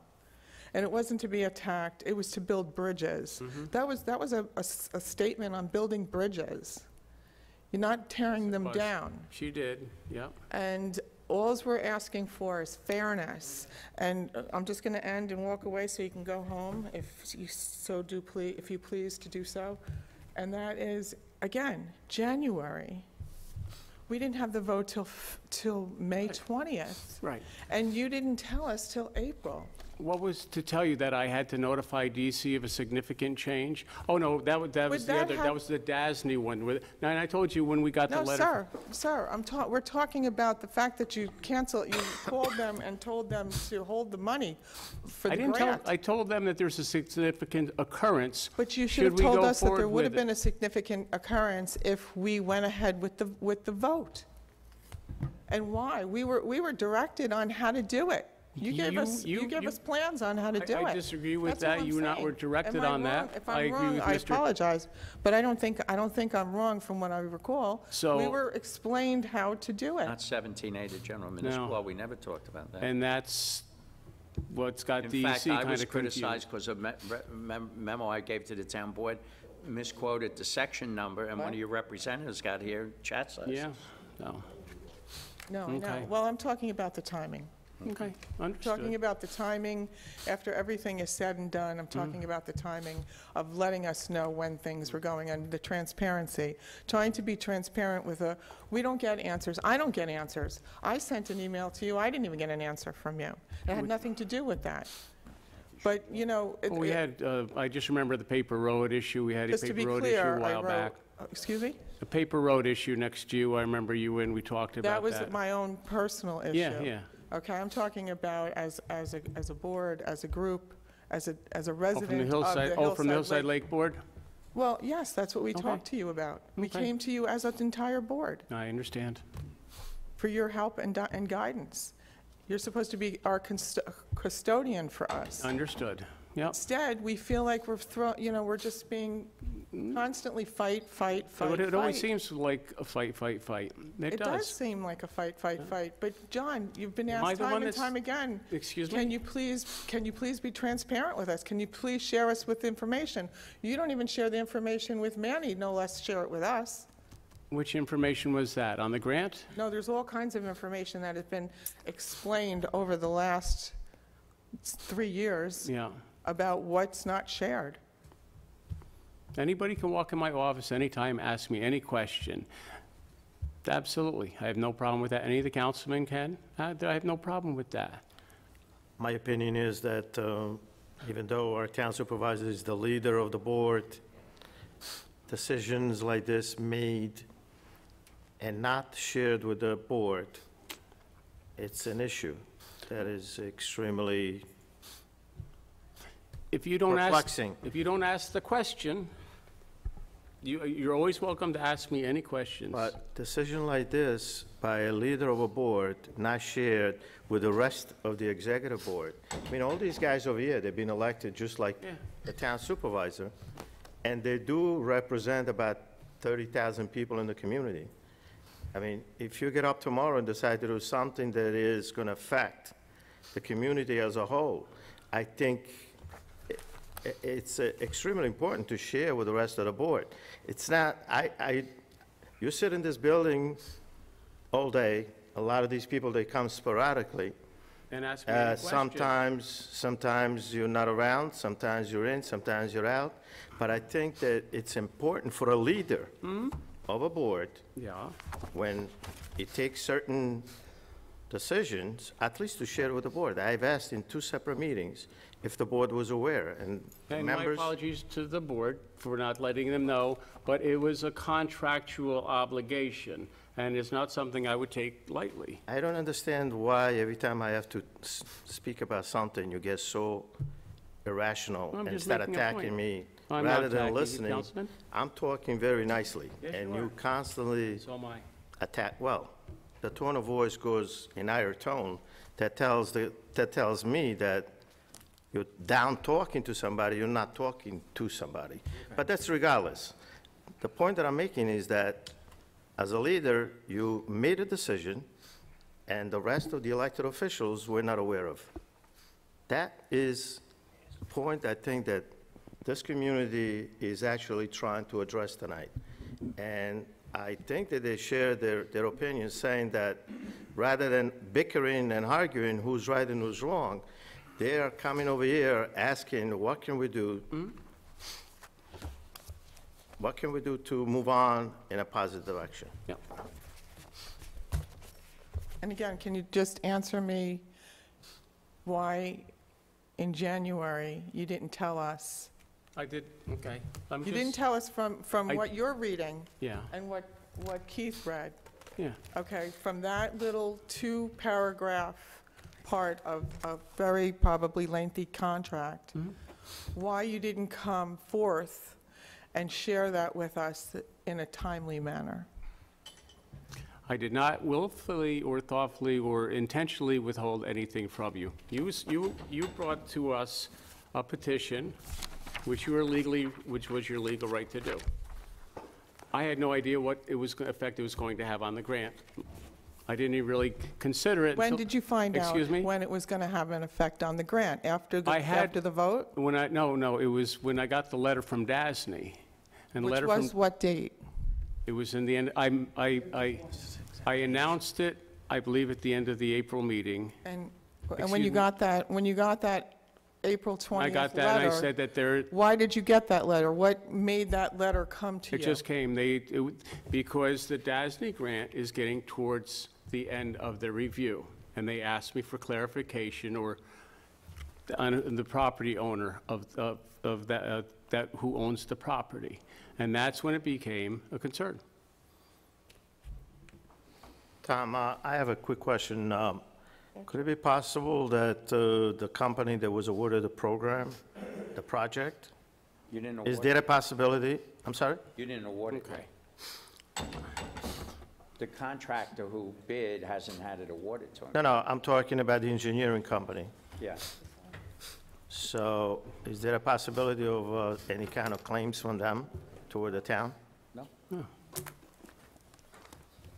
Okay. So from January, you didn't know anything about that being an issue in January? You well- didn't, only knew it was an issue? Later on, later on. But let's just talk about the time. Let me talk yeah. about the time a little bit. And I know everybody thinks that I have a lot of time. So you file a petition, okay? Now the No, town- we're talking, No, let me just but finish. we're talking about, the just petition has nothing to please do let me with the fact that there was a clause in there that you could have directed us to do something else. That you could have I shared would- with us and been transparent, Yeah. okay? Been transparent with us. Instead, I let you know at the end of April when there appeared to be a problem with one of the grants. I announced it at a town board meeting. Period. I did. Sumi emailed me the next day. But Sumi emailed me... when did you get the contract? That was You on the had the DASNY, contract but for how I long? said at that meeting... 2015? When did you sign the contract? Oh, we signed the contract probably 15 when we got the original grant. So when you signed the contract, you didn't know that, and we were talking about dissolving the Park District at a meeting here, talking about turning it into parkland, and you thought it was a good idea, and you were going to take it to Tom and Mr. Woods and Yes. ask him what would the procedure be to dissolve the Park District. Those were your words. You sat here at that table. And we all sat around it, and that's what you said then. So if that was in 2015, Yeah. and the contract was signed in 2015, Yeah. and then you didn't know anything, you didn't read that contract at all until... I read that contract And then you through wouldn't have known years that there would have been ago. a change This of was a couple years circumstances that ago. would have changed our position? Yeah, and you didn't think that this could have effect on anything, obviously. You filed I a didn't petition. think. And you You're filed the- a you're petition. the one who You had filed a some- petition that had the notice, the memorandum from the town attorney way back when. I know you didn't think that it would have Want to talk anything to about do on the the grant. petition? You're not talking... It was in the petition. No, we had no idea that it would have had any... Okay, and I'm... We and had I- no idea of the Okay. Yeah, but impact can that I you ask knew. something? Can I ask something? Sure. What are we going to accomplish here? We're going around in What circles. are we going to accomplish? We have to come up with Well, a we're gonna- plan. what- We have several more months to come up with a plan for the lake. The grant is still going to be, we have 2-year extension on the grant. You're asking me a question, let me Yes. answer that. It should have started in June, everything should have went straight through and started in June. Okay, but to it get this- didn't. Again, Hillside Lake gets pushed aside. No, and- But with all, you know, But the with all due grant is respect, not gone. But there's, We're trying to sort out, it's very simple. We're trying to sort out, he's been asked the question 10 times and really hasn't given a Answered it direct... once. But we're not going to accomplish anything. Okay, Why- well then, if we can't accomplish that... Why can't- how are we gonna gonna accomplish anything else? going forward? If we can't get an answer to that, John, why can't Yes. you answer that question? Bob, you know, I know you guys think think he answered it I straight- purposely... No, let me just finish. Let me finish. You gotta think I did it. I go through so much stuff, and I'd like to just explain. So you give me... I just think, let me- just let I me- just let think me- of let me 30 years finish. of this, You our give me the stuff should have been at least on the top of the pile. You give me the petition. All right, now we have a petition. Carol certifies it. Okay, now we have to contact Board of Election, because we have a big thing going on here. This is no simple thing to have this vote. This is a big thing. So we have to make sure everything is done correct. There's a lot of steps to this. I didn't realize there was going to be an issue with the grants. I probably skimmed through this contract back in 2015, but believe me, it's a thick contract. I don't go through them I still... sentence by sentence. Are we getting beyond how a threat, at this point in time... And Keith, Well, all I did Can- was, can all I I did was finish send my, her the email. It doesn't But, so I'm supposed to sign for $647,000 and not tell her there's a vote, and there might be a transfer of the property? What? No, but half, John. but Keith, What am I you don't, supposed are you being a little foolish here Anyway. tonight? The property, the project exceeds the bounds of the 2 lots. Yes. Okay? How come I'm at If the at the- podium and you guys are Wait, talking? Bobby, let me answer. Okay, go ahead. And What I it re- exceeds the boundaries of the 2 lots that the town board paid $40,000 of general taxpayers' money to acquire and the project is partially on that and partially on the Park District property. Correct. That's right, we still own. But as I explained to you before, it's a reimbursement project. At the end of the project, if there's an issue with the ownership of that property, that's what the whole grant was based on, that it would be built Yes. there. In si- Yes, Keith, because you know about it ahead of time. Yes. You were aware. That vote was certified. I'll send you. Anyway. I I'll would send you the excuse newspaper me, articles about the excuse me, I think supervisor in East Ramapo. He's going to jail for not advising people. Everybody's made their point. I would like to entertain a motion to adjourn. Yes. Why can't I get it, let me try Bobby, and get... could you hold Come it? on, John, just give an answer to that one question. If you knew in January, why wasn't something I said? didn't know in January. I showed Got you. the letter in this- April from the other grant. This is the grant. Light went on. It's that got all maybe the there's clauses, something in all the there. One at a conditions time. in it. Go ahead. I didn't know in January. All I knew is we got a petition. It dawned on me later on, and then when we got the thing from DASNY. But it was John, quite I'm a- saying, in the contract, it states what you're claiming. Yeah. That if there's gonna be any, so when the significant- yeah. petition was gonna be filed, why didn't you say something? Because I didn't recall it was in the contract. Bobby, I looked at this contract 2 years ago. All right. I didn't You remember. answered my question. Thank you. Didn't remember, Do I have a and motion to and you adjourn? didn't know it was in So the moved. contract. Second? All those in favor? Aye, thank you very much. Carol, you can't leave until we vote.